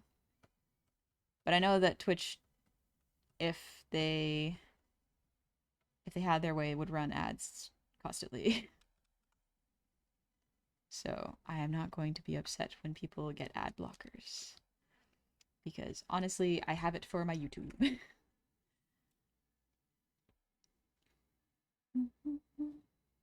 Also, be honest, I'm French, shouldn't change anything. Oh, gotcha. What type of tablet do you use, with or without a screen? I use a Cintiq, so that has a screen. There you go. You can see what I use there. Fun fact, sleep deprivation is actually worse in terms of degradation of fine motor skills than alcohol is. Don't drink and drive, but definitely don't drive while sleep deprived. Ooh, did not know that. That is, yeah, if you're tired, preferably don't do any heavy lifting or machinery.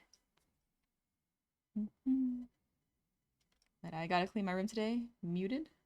Oh. I was like, I muted? Oh no.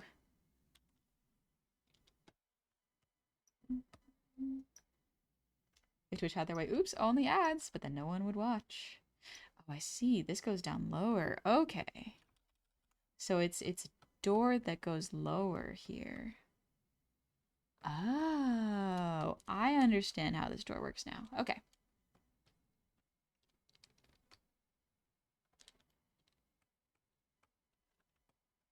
Yeah, that's cool.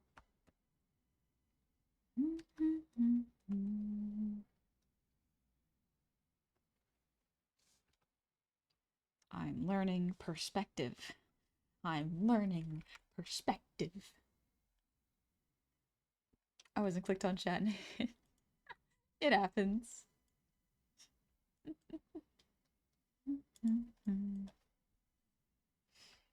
Doesn't help that one of the results of getting sleep deprived is also having trouble staying awake once you hit a certain point, which is the death sentence when driving. Yep. If you are tired, do not drive. Get some sleep. For your safety, but for other people's safety. That's the one that is tricky. Because some people are like, I'll be fine. It'll be okay. And it's like, no, no, no. Think of the universe where you won't be, though. Think of what will happen. And consider, is it worth it for you to potentially lose your life? And is it worth it for someone else to lose theirs because of yours? That's the one that a lot of people seem to have a problem grasping. It's like, you must be considerate of others. Do not punish someone else for your mistakes, you know? I want to do it this way. Yeah, I think that looks better.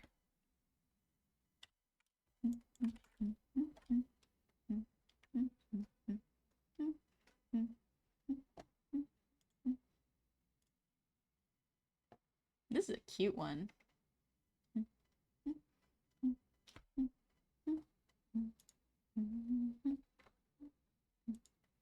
I like this playlist. It's a good one, actually.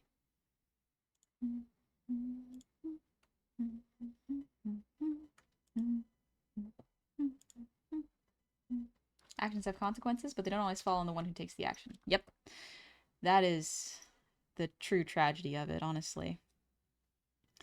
It would be one thing if the person whose actions it'd be one thing if the person's actions only affected themselves. That's not how the world works.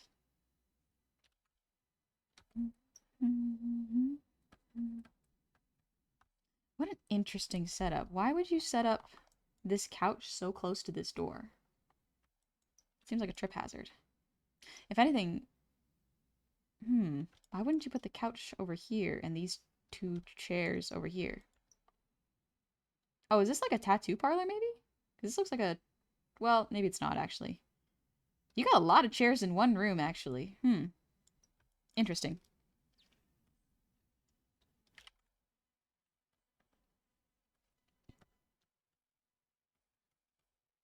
So this room has a very interesting perspective. I have to work on this one.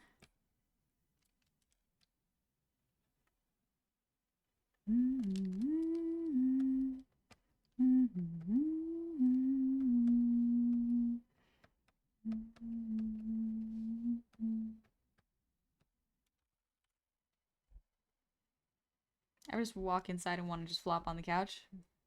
Yeah. Yeah. Yeah, it goes out to a balcony as far as I can see with this. I'm more concerned about the stack of books right next to the door, and I assume swings inwards. Yeah, that's the other one. Maybe it swings outwards? The perspective's a little tricky. I can't tell if it's inwards or outwards.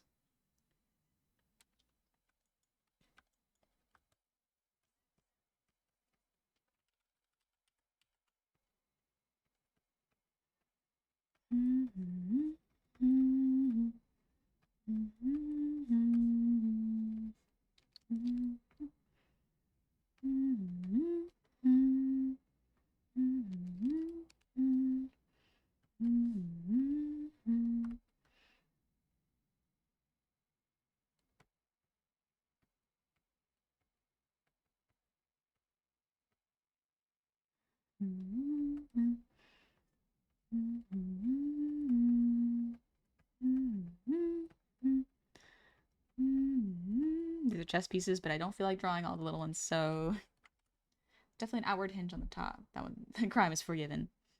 This is just a general environment practice, going from the title. Yeah, it's just general environments. I'm not great. I'm not really an environment artist, but I can't just have my characters only inhabit white nothing space, you know? I gotta put them places, give them furniture to sit on. So we're learning. I'm not adhering to any strict learning rules. I'm just drawing and seeing how it goes. Because I find if I just do studies in that I try to focus on the perspective, make a grid, you know, I will lose interest way too quickly and nothing will get learned. So for me, this way is better. But everyone learns differently. What works for me might not work for everybody else. There's a little arm here.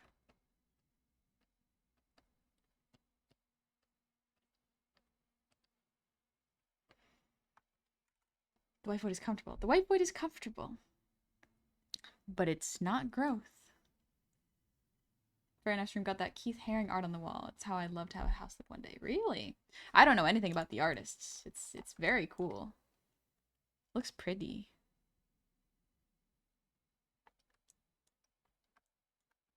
Mm-hmm.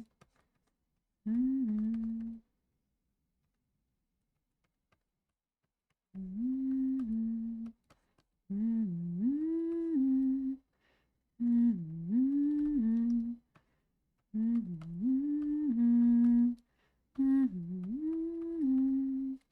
Mm-hmm. Mm-hmm. Mm-hmm. Ever stare at a light at the corner wall and think what could be there? A white corner at a wall and just think about what could be there? Yeah, sometimes. Sometimes I think about the empty spaces.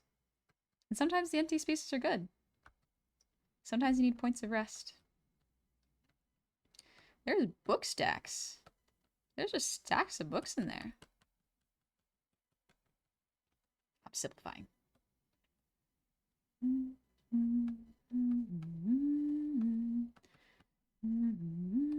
There's a clock so high up there. What the?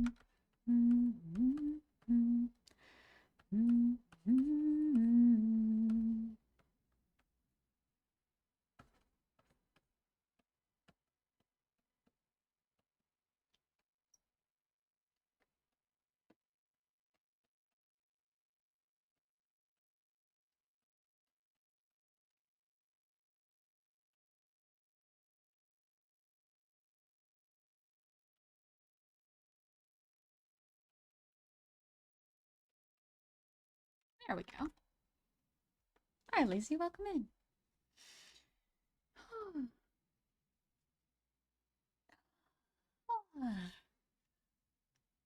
Good stuff. All right. Just about done. There's some mats, or I guess rugs, I should say, down here.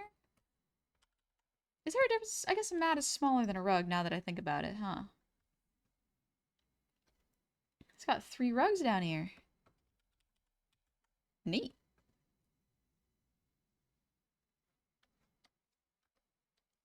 Okay. All right. Not a bad exercise. I think that looks pretty good. Hello, C-Dubs. Welcome in. Ombadar, how long have you been drawing?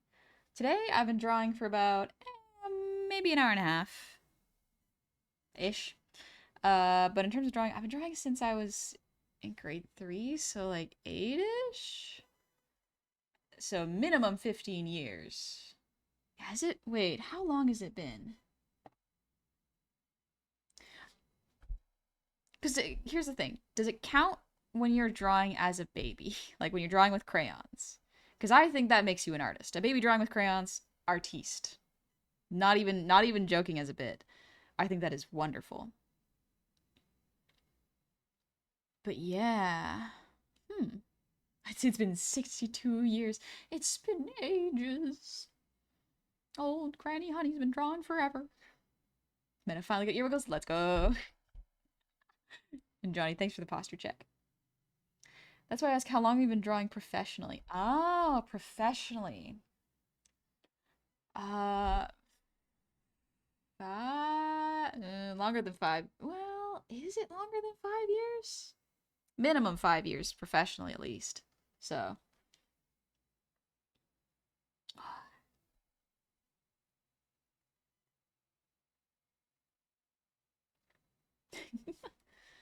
it's 777K, just over 20K away from 800K. Jeez, that is a lot, Jedi. Oh my gosh. I think it depends if you would consider yourself to have been thinking about what you're drawing. Like, did Baby Honey have an idea, or did she want something to look like? I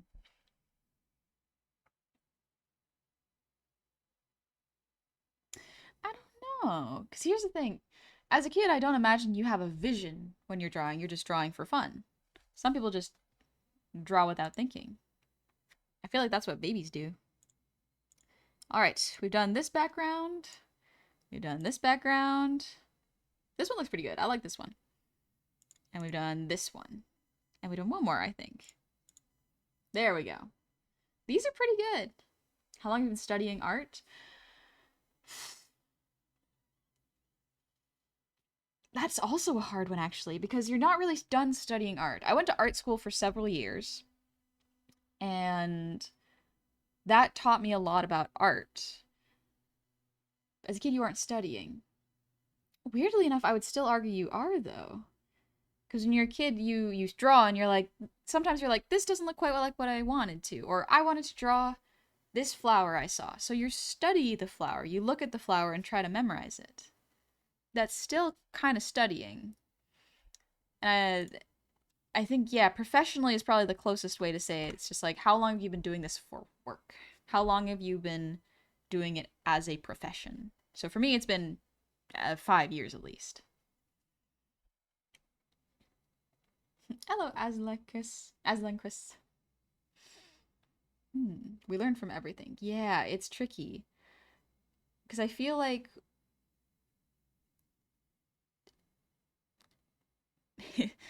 I feel like when you are a kid, you are doing your most learning.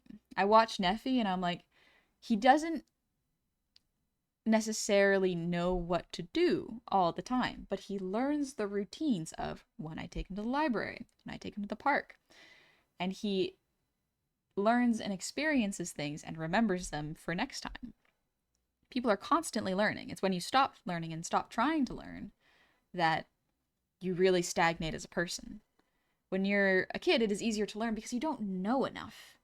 But when you're an adult, a lot of the times we are taught that you have to already know everything, so you don't need to learn anything. There's a cap on the amount of knowledge you can have, and it must be hit by the time you're an adult. Once that stops, you don't need to learn anymore. And it's like, that's not true. You must always be learning. If you don't progress past high school learning, you are not really going to learn everything. Everything when you're a kid in school is a foundation that you build upon and pursue in the fields that you want when you grow up, when you have more agency and choice to pursue things and become experts in them. Not necessarily experts, even enthusiasts. It is really, really important to keep trying to learn and grow. And if you don't have anything to learn or grow, learn something new, you know? If things in high school didn't interest you, try something outside of high school. Take up a craft or a hobby. Start cooking. Try new recipes. Exercise. Learn new ways to improve your health or your brain. I feel like I've only been studying art for a year and a half. That's a good chunk of time, honestly. A year and a half is a good chunk of time.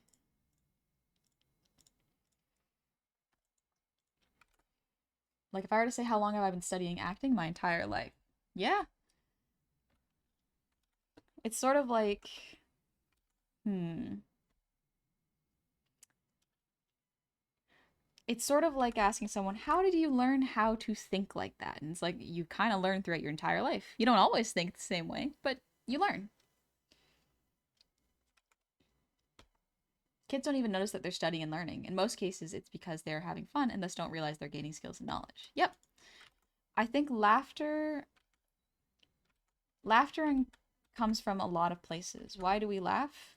Well, because fun. What is fun? It varies from person to person, but I think it's learning.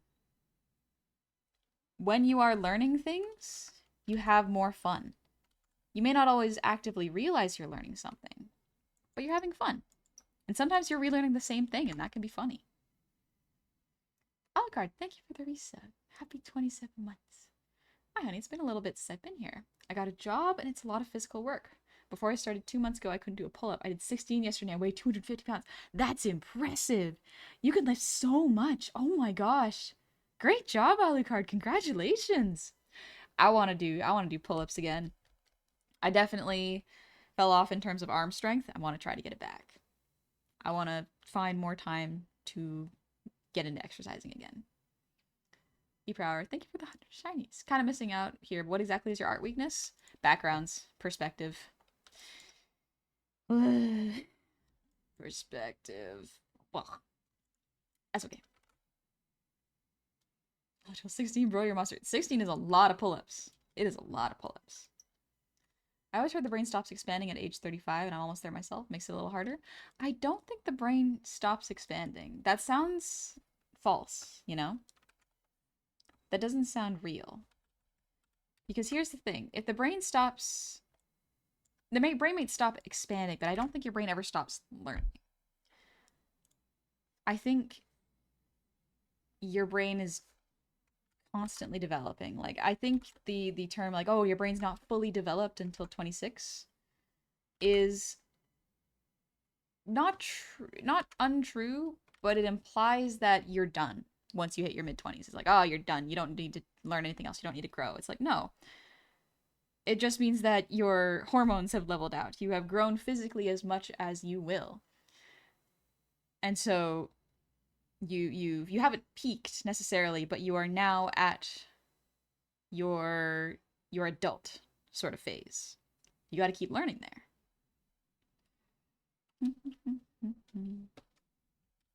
My brain is like, what do I want to draw? I did some background exercises like I wanted to. Maybe I'll do a little life drawing. I want to study the human figure.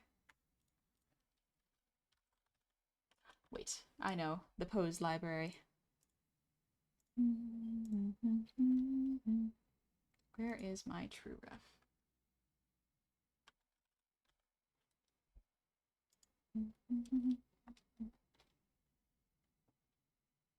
That's a pretty good one. That's a pretty good one. Where is their media tab?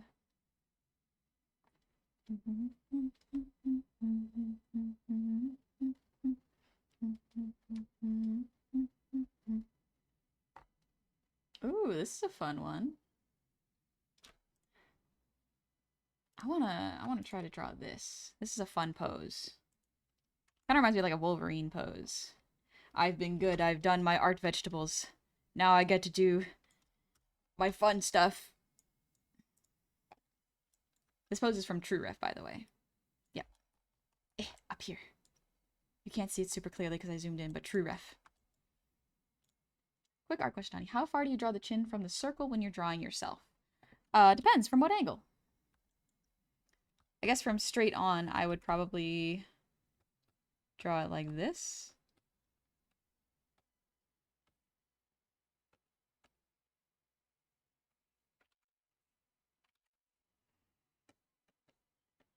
You kind of just guess it. Whip, whip. Straight and 3/4, thanks. So this I would consider like in between straight and 3/4. It could be either, but not too far. Like it's pretty close from here to here. TrueRef, I love this site. TrueRef is a great site for this. No head angles can mess with it. Yeah, so head angles, when you want a face to look down, a lot of the times you don't have to change the face proportions. Let me show you an example. For straight on, at least, if you want to make something look like it's going up or down, because here's the thing, this could also be me. My style fluctuates all the time. Everyone's does. But what keeps it looking similar is the shape language of circle, triangles, and ears. The silhouette is the same. So if you want something to look like they're looking up or down, all you kind of got to do is move the face. So if I want us to look up, move the face up, scrunch up the mouth a little bit because perspective. And there you go. Upward face. Same thing if you want a downward face.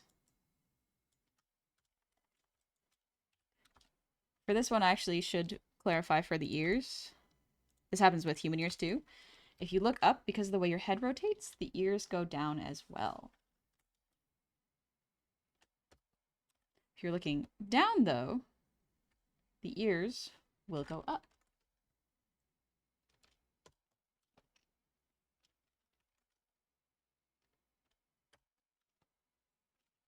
And squish the face down a little bit more.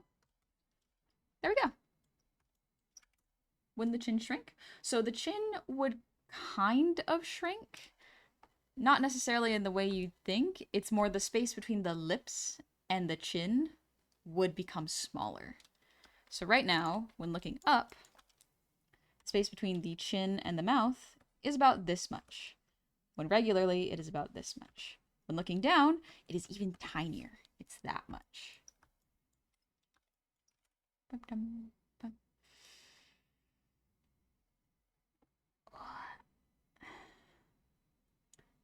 It doesn't stop learning, it will stop growing at one point, simply because there is no more place for it to grow. The skull kind of gets in the way once it becomes fully rigid after all. But it doesn't ever truly stop making new connections and storing information. Yep, brain is important.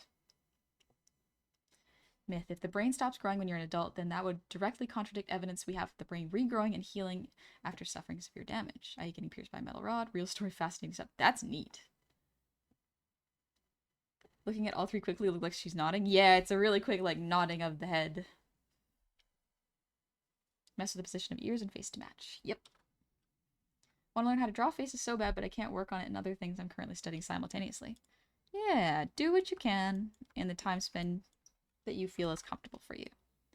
There is no rush unless you put a rush on yourself. You know? Art is expression. It is fun. You get to learn about how you want to represent your thoughts and feelings, sometimes through characters, backgrounds, colors, all sorts. There's no really one way to do it with art. You can kind of do it in many ways.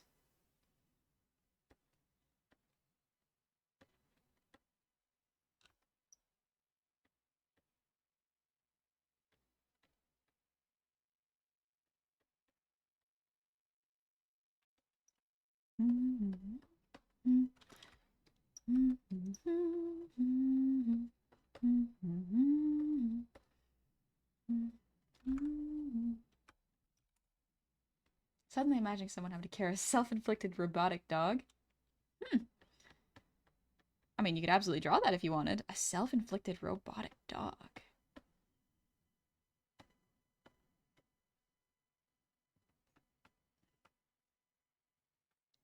Interesting.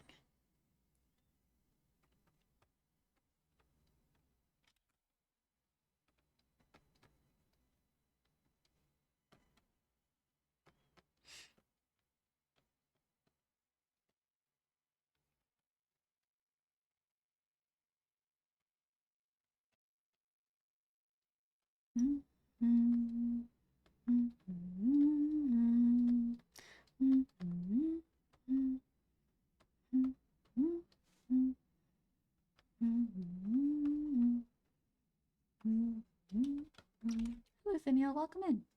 Copy. I want to play Silk Song together. Honey, nodding right as fast as she can. I want to play Silk Song. Oh, I'm excited. I think Gabi's almost finished Hollow Knight, if I remember correctly. I think she's going for, like, the true ending. Which is a good ending.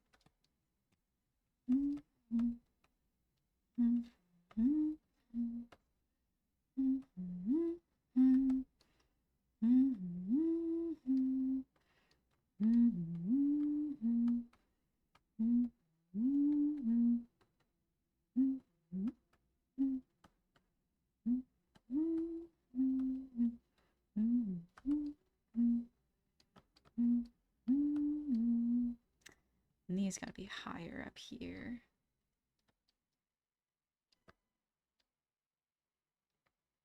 Oh, the foreshortening. Oh gosh, the foreshortening.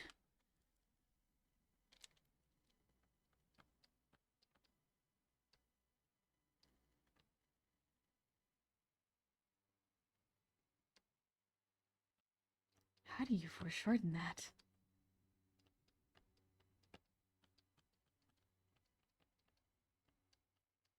Art's hard.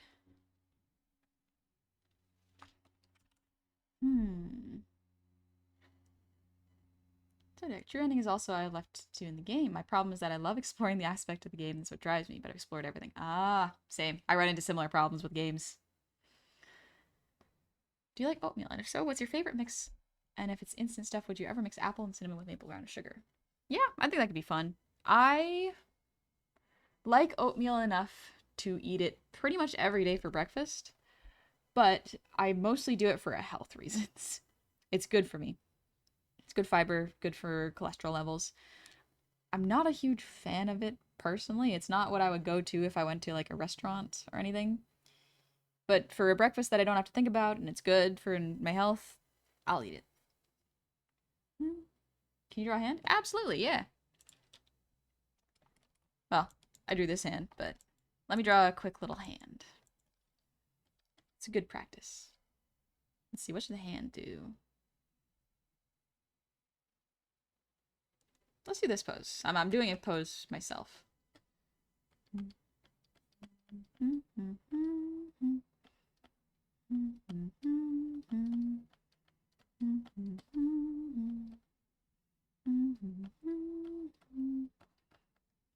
Knuckle. Knuckle. Bones.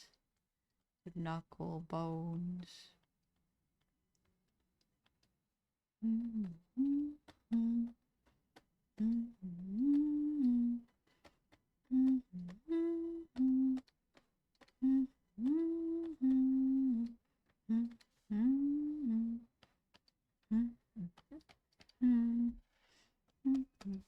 There you go.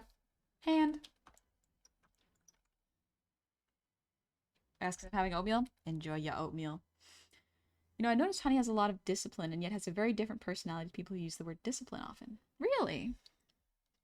What is... I guess the question would be, what is the way people use discipline? And how do I use discipline? Because I guess to me, discipline feels like just consistently practicing things that you want to learn. It's not like oh, you must do this amount every day. It's like, no, just consistently treat yourself gentle, come back to it, and gently push yourself to learn more, you know? Avocados are good for cholesterol. Free shabak do.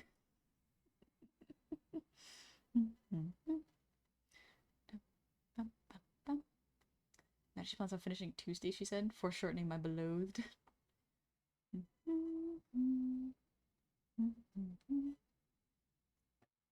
Man, I like again, your model, it shrinks when you look up and down. Oh, yeah. So it doesn't actually shrink all that much. I actually don't think it shrinks nearly at all. It's the features are getting pushed down and squashed. Let me see if I can remove these so you can see. And not this one. Nope. Nope.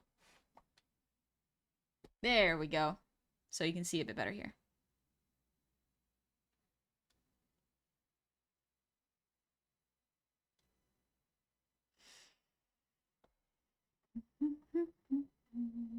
Yeah, a little stretch and squash in the face features.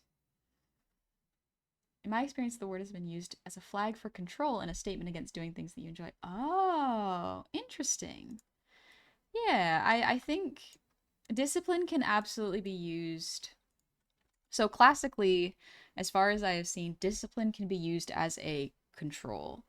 When a teacher is insulting you because they don't like you, they're like, you're undisciplined. You don't focus. And it's like, okay, but what does discipline mean to you? Because discipline, a lot of the times for teachers, when they say a student is undisciplined, it can mean that the student just doesn't follow through with the assignments. But it can also just mean that the student doesn't do things the way the teacher wants, you know? Sometimes teachers want you to be only ever focused on school, only ever paying attention in their class and putting your all in. And when they say putting your all in is like giving your full undivided attention and devotion to a topic or a teacher. When in actuality, that doesn't happen. Have you met teenagers? None of them do that. Those that do like learning. They enjoy learning a lot of the times, or they enjoy and are motivated to put the effort in to do what is necessary to get good grades. But real, healthy, long-term discipline is not I must dedicate 5 hours of my day, or even like 2 hours of my day to practicing anatomy and perspective. It's like, well, you can do that, but you kind of just gotta do it real gently. I guess I see discipline towards art like a relationship. You're not showering your significant other with flowers and gifts and making sure they feel like they're the center of your world every time to improve the relationship. It's the everyday mundane of, oh yeah, I gotta do laundry.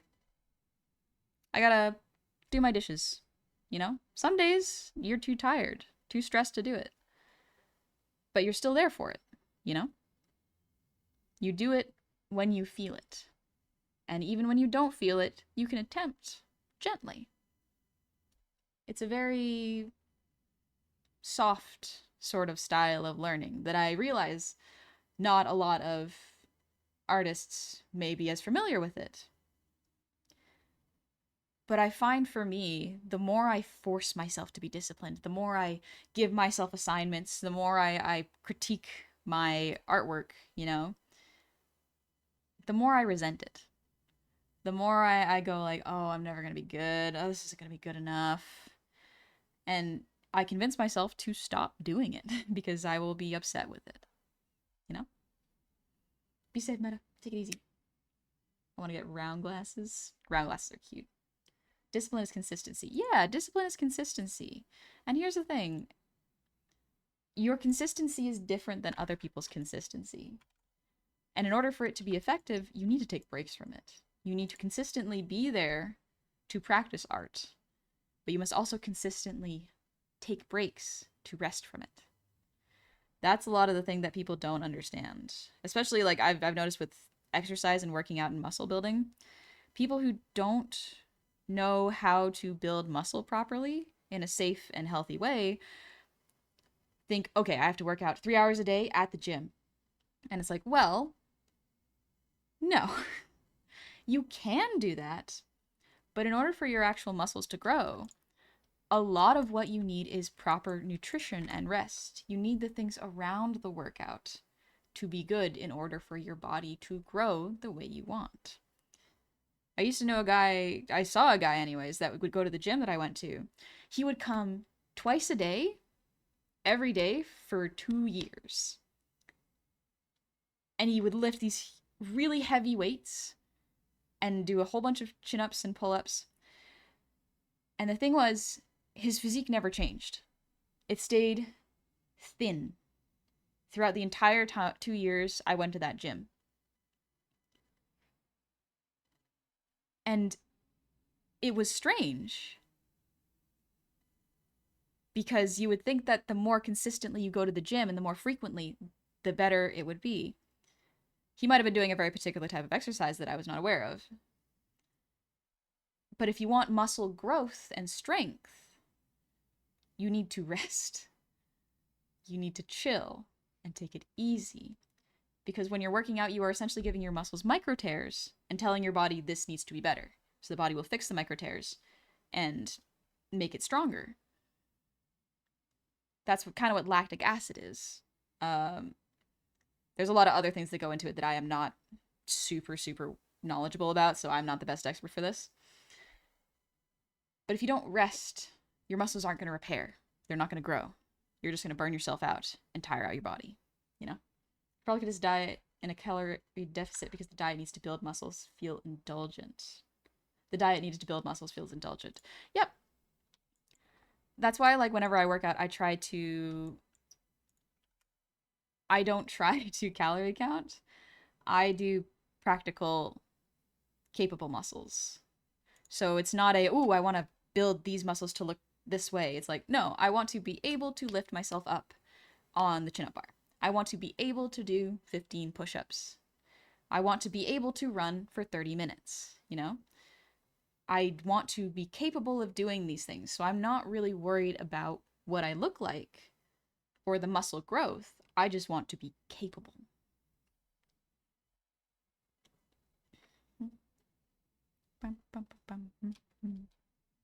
You don't lose weight in the gym, you lose it in the kitchen if your goal is to lose weight. Yep. The best thing to do if you are trying to manage your weight is to learn how to cook delicious meals that are healthy for you, that have a lot of vegetables and fiber. That is the best thing to do. Because you may not be able to lift a whole bunch or even be able to exercise a whole bunch, but you will always need to eat. And so changing your eating habits, not eating less. I need to stress, don't eat less. Eat different. Shocking your body by eating less all of a sudden will actually cause your body to gain more weight. The reason is because your body goes, oh, we're in starvation mode. Our sudden source of food is gone. I need to hold on to this and put it into fat so I don't die. So also, trigger warning, eating disorders for the next like 5-ish minutes. That is why a lot of the times when people who are anorexic, they get a whole bunch of weight all at once when they start to eat, which can re-trigger their anorexia. So keep that in mind. Anytime you change your diet, your body will react in different ways than you may want it to. But yeah, keep that in mind. Don't worry about counting calories. Worry about eating nutritiously, you know? Eat a lot of vegetables, a lot of healthy proteins. Get some good exercise in, drink lots of water. Try not to eat any excess of sugary stuff. But you don't need to cut it out, you know? There's so much. That was a literal bit from Metapocalypse. Your one meal a day slowed your metabolism to a crawl. Your body just held on to everything you gave it. Yep. Absolutely. Your body is protecting you by going, we are in a starvation area. We must hang on to every bit of nutrition we can. I eat 4 square meals a day and I'm basically incapable of gaining weight. It depends on metabolism too. Just like how some people are naturally thin, some people are naturally thicker. And there's nothing wrong with that. That is just how your bodies are built. A lot of the frustrating things I have with makeover movies is like they will take a girl who is overweight and then make her up to be the makeup and the transformation at the end, she is thinner. And it's like, thinner is not inherently more beautiful. That is just their bodies. That is just how it looks. I say that as someone who is quite thin and has a very low percent body fat. That is just the natural state of my body. It is not something that is necessarily within my control. Parts of it is, because it's based on basically a lifetime of doing high performance sports and a lot of running. Most of my sports are running based sports. And so I have a bit more of a runner's body.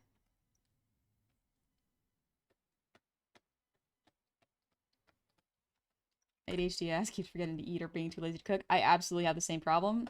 Best thing you can do is freezer meals. Get some freezer meals, some quick snacks, so you can at least remember to eat something. And sometimes just starting to eat reminds your body that it's hungry.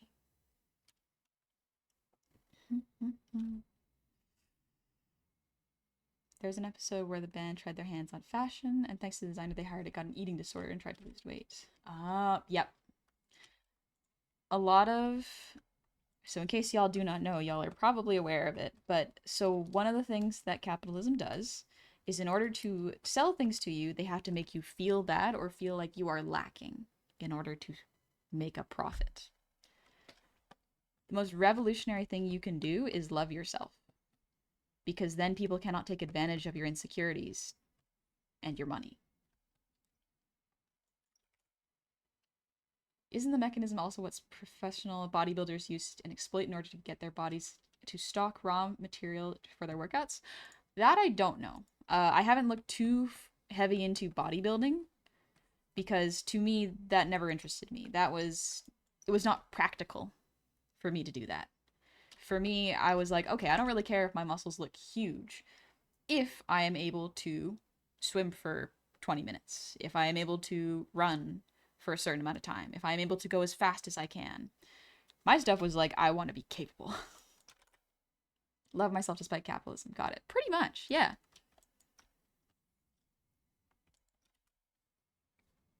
Capitalism is constantly trying to sell you something that you don't need because they tell you you're less than what a normal person should be or the ideal person should be. That's why a lot of the times when it comes to fashion models, they're trying to sell you the clothes, but they only ever really put it on thin models. They sell you an ideal rather than an actual product, you know? It's all connected. Hello, Zeldrick. Don't let the power of capitalist suggestion prevail. Exactly. Love yourself. Be kind to your neighbors. Be kind to yourself. And don't let people tell you that the body you're born in is somehow awful, you know? You get to decide, outside of outside influence, what you look like and how you would like to be perceived. And you get to change it how you like.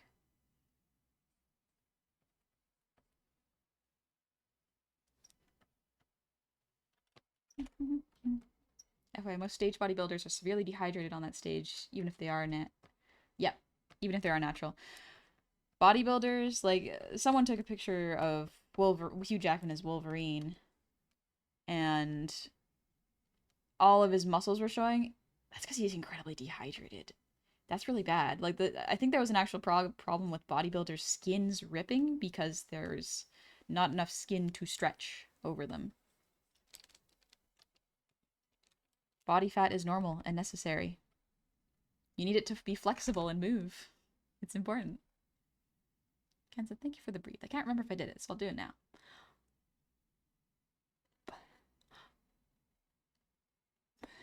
And Jess, thank you for the posture check.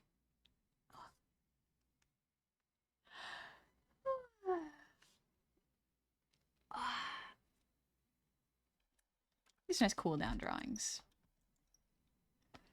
My style feels a little inconsistent right now, but I know it's because it's growing.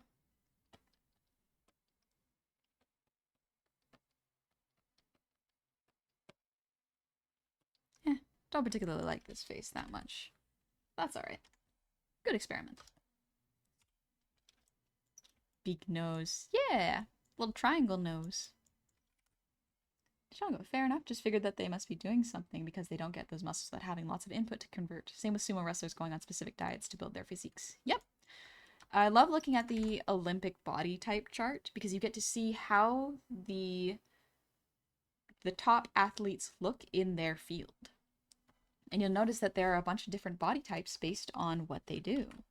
Like shot put usually has a lot more beefy muscle, but it's not super defined, if that makes sense. They look a lot more rubbery on the surface because they don't need the high definition body type, but they do need the muscle. It's really cool.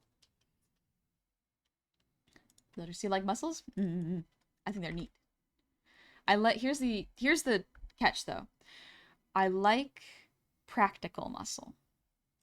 I like when I see someone who is not dehydrated, who has a nice body type, and they feel confident, and they have a nice little bit of tummy.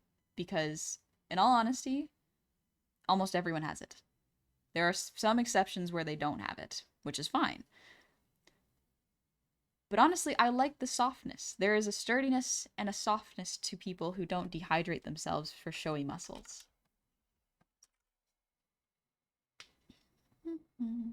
Aku, maybe this is off topic, but since I did my last health check and doctors gave me around 10 years, I take life in a much more peaceful way. I don't rush anymore, and if I can enjoy, I do. And if not, I turn around and leave. It's kind of comfy this way. Yeah. Thank you for sharing, Aku. It's definitely a very interesting perspective where it's like, what you, because you know, have like a bit more of a timeline, there is a sort of frightening aspect to it, but there's also sort of a making peace with it and realizing how precious your time is. And I think there's a really there is a peace that comes with that I'm sure that I have not experienced, but you may have experienced it. That's kind of neat. I do hope you make it past that, but yeah. Myth, whenever someone tells you you're less than what a human should be, they're lying to you. Just straight up, humans are humans, and humans are humans. No matter the shape or form, you're a human being, living, breathing, thinking, and your existence is valid, no matter what. Exactly. It's not just that you are a human, you are a person. And being a person comes with a lot of responsibilities and baggage. And we all experience it differently and express it differently. Why waste so much of your life trying to please a faceless corporation that says you need to have bigger eyes or a smaller nose, you know? Hi, Bowie. That was a good rap mate. Ooh, rap sounds nice. What am I gonna have for lunch today? I'm starting to get a little hungry. Look up images of people swimming the channel. They're not the typical stage material, but their bodies are pulling off exceptional swimming distances. I love the strongman type body. Yep, absolutely. One of my absolute favorite body types, because you know that this person is strong and also doesn't care about calorie count. That's one of the things that is tricky. I will say a lot of the times when I see someone working out and calorie counting, I am, perhaps this is my own bias as well, so keep this in mind, but I am a little less interested in them as a friend. Not really as a friend, but like in terms of engaging conversation. Because if they have that standard for themselves, what standards do they have for their friends? You know, what standards do they have for their significant others? Would they also expect their significant others to diet like them? That sounds exhausting. I just want to have fun. I feel like a lot of people don't realize that's why a lot of air quotes unattractive men in particular get a lot more dates than those who are extremely cut, you know? I don't want to have to worry about someone judging me for eating a bunch of pasta at a date or having a bunch of ice cream and chips and eating food while watching a movie and just chilling. I want my partners to be healthy, you know, and my friends to be healthy. But I don't want to calorie count anybody and be like, "Oh, watch out for this, you know, this grilled cheese is bad for you," right? It's funny. On the other hand, if that is something that you're really passionate about, good luck to you finding someone who can relate to that, you know, and friends there. Because if you're going to meet anyone that does that, it will probably be the gym. Then I can't have cheese anymore? I'm so sorry for your loss. The delicious goodness of cheese. It haunts you. Grilled cheese is good for your soul. Exactly. There are foods that are good for your soul. And it is good to have those every once in a while. It's important to make sure you eat delicious food. Like, straight up, I'm probably going to make a grilled cheese after this. My mom gave me a brick of marbled cheese, and I have some bread that I want to use up. So I'm going to eat that. Provolone, my beloved. Provolone. The grilled cheese is bad for you physically, but for your soul, it's the healthiest. It's so good. Ads and 6? Gotcha. Thanks, Smith. I would love being here and hear you and read the chat. It's so worth it, absolutely. Thank you, Aku. I'm glad you enjoy spending your time here. Means a lot. Be French. Going off body types, I remember a Patton Oswalt bit from many moons ago. TLDR, he was out at a bar in LA and saw an office group. Amongst them, what he described as a roly-poly ball of human with his coworkers. Drunk guy tries to start a fight. Turns out the guy's a power lifter. Just picks up the drunk with no effort without putting down his cigar and drops the drunk dude. Yep. People who are considered, like you would look at, and we are conditioned to go, that's a fat person, are way stronger than you think. Because a lot of the times, if you think about it, these people simply walking around and doing everyday chores are lifting their own weight, which is sometimes 200 plus pounds. They are lifting more than the tiny person that I am is lifting. A lot of the times they could just throw me. We need to let go of our biases and understand that thinness and cut strength is not always better than actual strength of people who would be considered overweight. Crazy leg muscles, exactly. They may not run because it may be uncomfortable for them, but they are strong.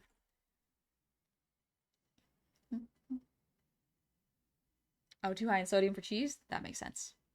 That does make sense. There are some cheeses that are low in sodium, but that's rough, buddy. I'm sorry. Movies ruin the perception of what a strong looks like. Yep. Movies really, really mess people up.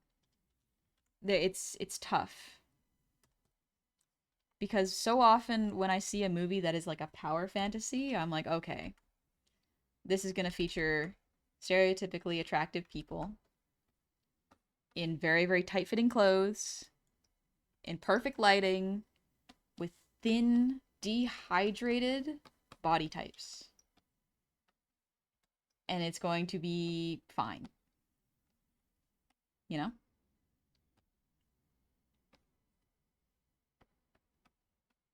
And that, it's fine, but it can be tricky when it is for the youth, and it can give them some body issues, you know? Oh, we got a little ad break. Oh. The actors were built to be in that shape for those roles, and they have a million budgets to make them even more attractive. They do, and also, when they're not filming the movie, they don't look like that. A lot of the times, that condition, the body condition that they have, is meant to last for the production, for the filming. Just look at nearly any action movie star at the beach. Jason Momoa, shirtless, when he's not on the film, looks like a regular person with a regular amount of body fat. And it's nice. It is so nice to see. I love seeing that because he looks like he's relaxed. It's good. But yeah, we're gonna have a little bit of a 3-minute ad break and then we'll come on back. I'm gonna keep drawing these to cool down. So I'll see y'all in just a moment.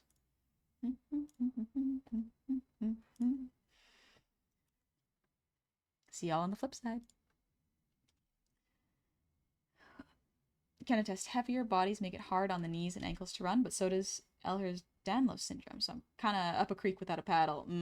Yeah, there are many reasons why people may struggle to run, and that's okay. Let me close this off. There we go. The Jason Momoa picture of him with the dad bod and the internet losing their minds. Yeah, that one. Here's the thing. I don't really know what dad bod looks like. It kind of just looks like regular people. Which is the frustrating part, where it's like, this is considered an abnormal body type. But honestly, in my experience with my friends, it's just like, that's pretty normal. That's kind of what they look like. If anything, it is abnormal for someone to be extremely, like, defined and beefy. Kind of muscular with a pot belly. I don't even know if I would call it a pot belly. It's just like a stomach. A tubby. It varies depending on how strict the standard of the viewer is. True. Yeah. Beauty is in the eye of the beholder. But so is ugliness. I want to push this angle a little bit. I mean, tummy kind of cute. Tummy is nice. The very frustrating part that I agree with is with a lot of people is like when people draw uh chubbier or overweight characters, a lot of people tend to go, "Oh, you're fetishizing them." But that's never really done for thin people.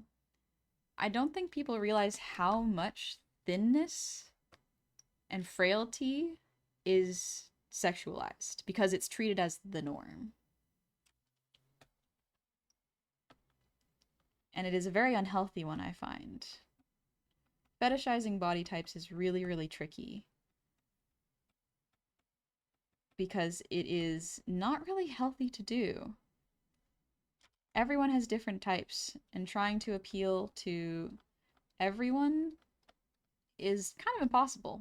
So just be yourself, and the person and the people that like you will like you.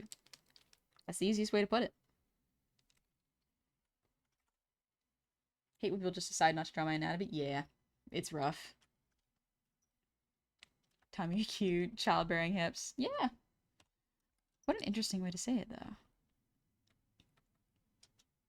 I think it's kind of like if I had to describe someone with larger hips, I would just go like, yeah, thick hipped.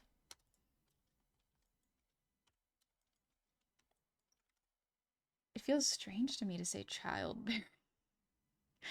That's so weird. What are your thoughts on plus size curvy women? Nice. Good stuff. Good stuff. Thing is, plus size curvy men as well. Both are good. Both are nice. I do not want to slam my head into someone and go, ooh, I've got a concussion. I want to lay my head on their shoulder and go, oh, comfy. Good. Good stuff.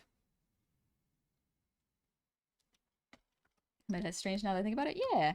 There's something there, and I can't quite explain it, but like it's Alright, bear with me. It's strange to me when someone like I know it's not intentional, so I'm not bashing anybody. But it is strange to me when people say like, "Ooh, she's got childbearing hips." No one ever looks at mask people and goes like, those testicles, great for creating kids." It's just like, "What?" Those child-making testes.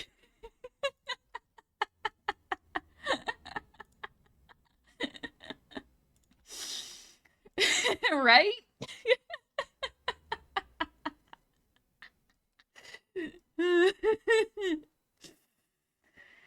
I mean, listen, no one ever compares masculine anatomy to their childbearing abilities. They're just sexualized. But a lot of the times with femme people, I find that it's a lot of their sexual, not agency, but their sexual value is placed on how they can bear children, which is so strange to me. What an interesting thing. Unless guys freeballing of some sort, you can't see them. Shame. We can see those childbearing hips, but not those child-making testes. Missing out.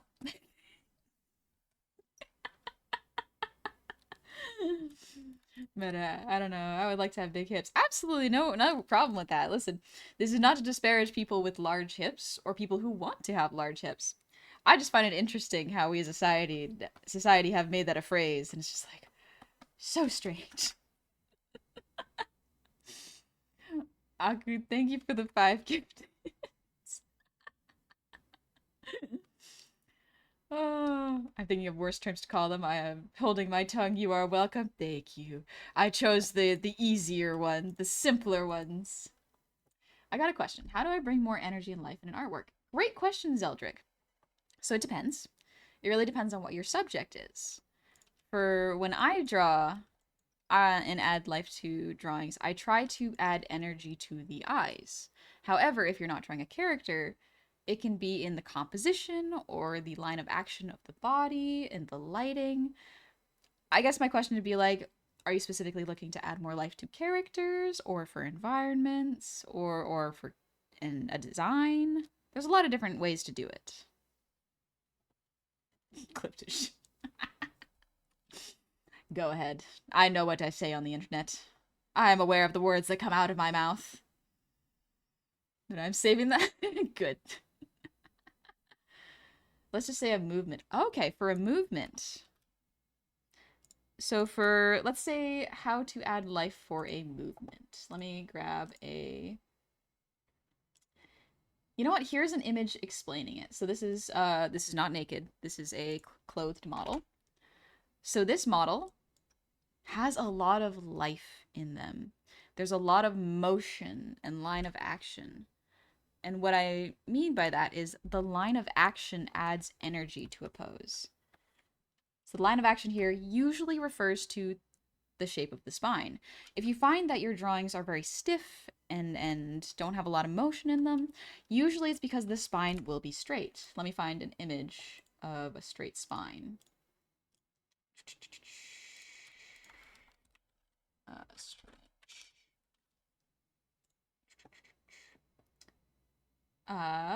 Here we go. So this is not disparaging people who have straight spines, you know, or draw with straight spines, because there is a time and place for them. Sometimes you want an image to feel more static.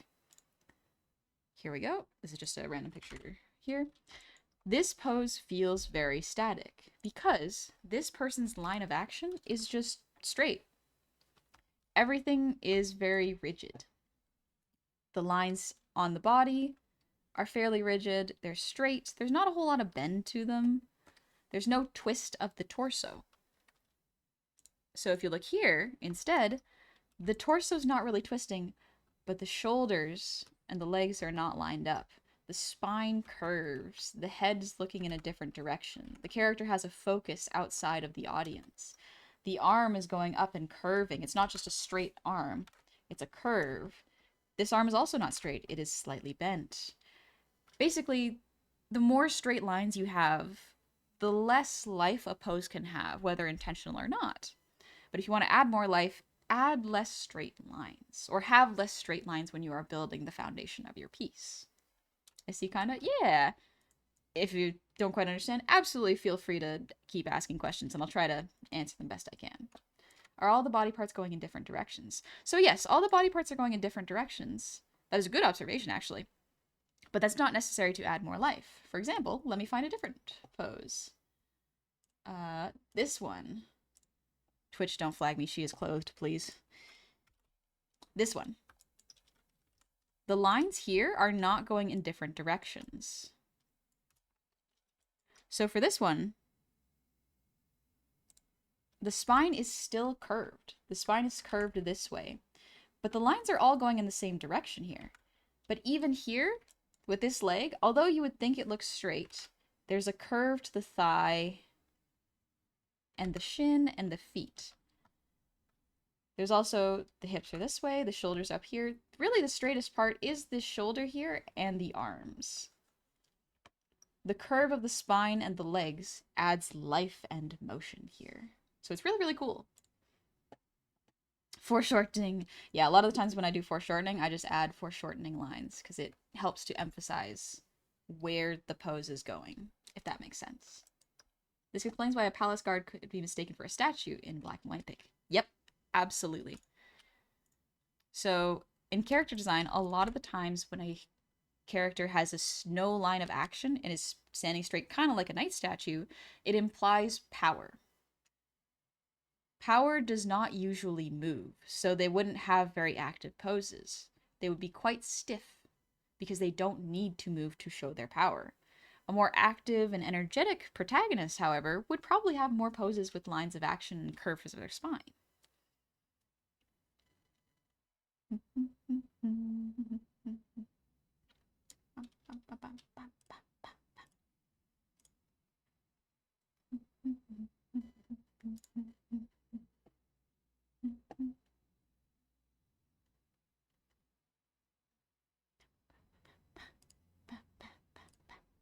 Trying to find other examples right now to help explain.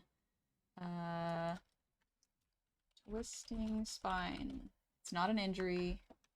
It's a... This is actually a good one. Here. Copy image. Oh, I kind of understand? Yeah, okay. Good. Here's another example of just like... So the human spine is not naturally straight. it is usually a little bit curved. Whenever someone's like, "Oh, have good proper posture, straighten your spine," what they really mean is put the weight of your head onto your neck and put the weight of your head and neck onto your shoulders. You are not just supposed to straighten your spine. You are supposed to make it so that the weight of your head is not forward, because that pulls your neck forward and then it pulls your shoulders forward and then you slouch. You want to try to keep your head above the center of your body. That's what keeps your spine, quote unquote, straight.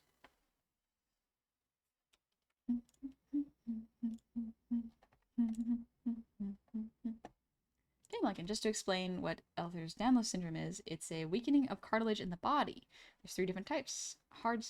Hyaline, which helps the structure and things lining this up. This is found around places like the ribs and joint ends. Fibro, flexible stuff, which is found in spinal disc, tendons, and ligaments. Elastic, which is basically everywhere. Sound can interact with. Interesting. Most instances, EDS syndrome only gets you one type. I've got them all. I have to be careful. Oh, dang. Okay, that is... Yeah. Well, you're aware of it, and that is really, really important, honestly. A lot of the time, some people aren't aware of their conditions, but it's good that you are. Basically, the shorthand for get yourself back into a natural stance. Yeah, when someone says straighten your spine. Meta, thanks for the posture check out and breathe. Oh, good stuff.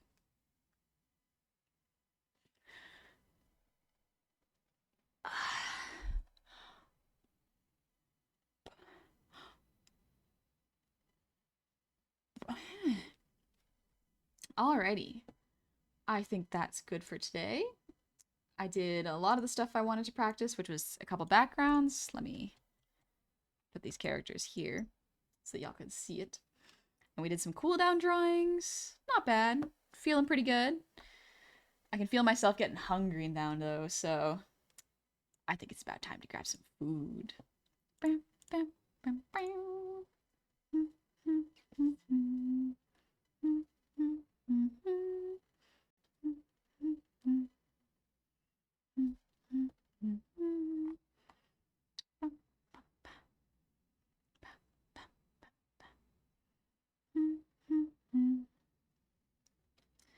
Just making sure the person that I am planning on raiding is not ending stream.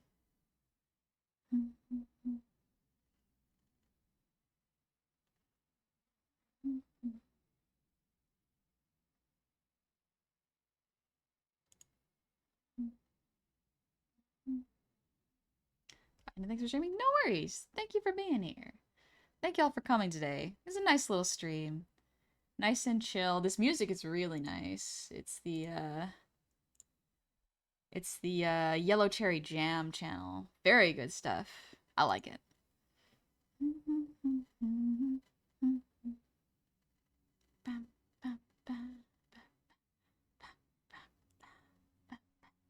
Thank you so very much for helping me understand. I didn't quite understand, but I think I'll pick it up as soon as I practice a little bit more.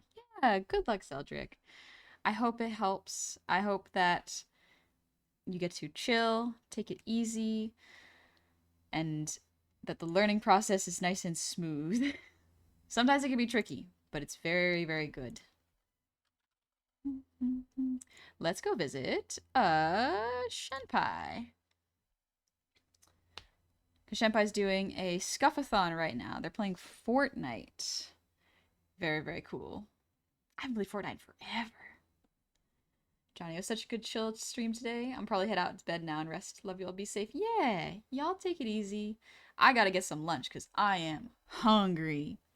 Let's see. Fortnite. Let's see. What's a good raid message? Totro. Yeah. Yeah. Totro.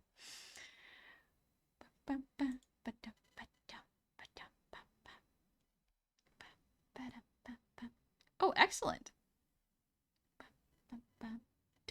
I'm have grilled cheese. Sorry, my brain's already thinking about food. I can feel it checking out. Jasper, thanks for the 100 shinies. I've been lurking. Have a wonderful rest of the day. I hope you've been taking care of yourself, Jasper. Hope the work's been going all right. But I hope y'all have a lovely time. I will see y'all on Monday at 3 p.m. PST or 6 p.m. EST. Probably going to be playing Dark Souls. I am so excited. the game is fun. The game is fun, I admit it. I admit it, it's a good one. But y'all take it easy, alright? Aku, thank you for the 5 gifted subs. What do you mean there's a hype train about to start? No, no, no. Y'all go have some fun out there. Be good. Take care of yourselves, alright? Bye-bye. See you later. Pestle! Pestle, thank you for the 5 gifted subs. What do you mean? What do you mean a hype train just started? That's so funny. Alright, let me real quickly end this hype train. How dare you? Like, pause the chill jazz hop.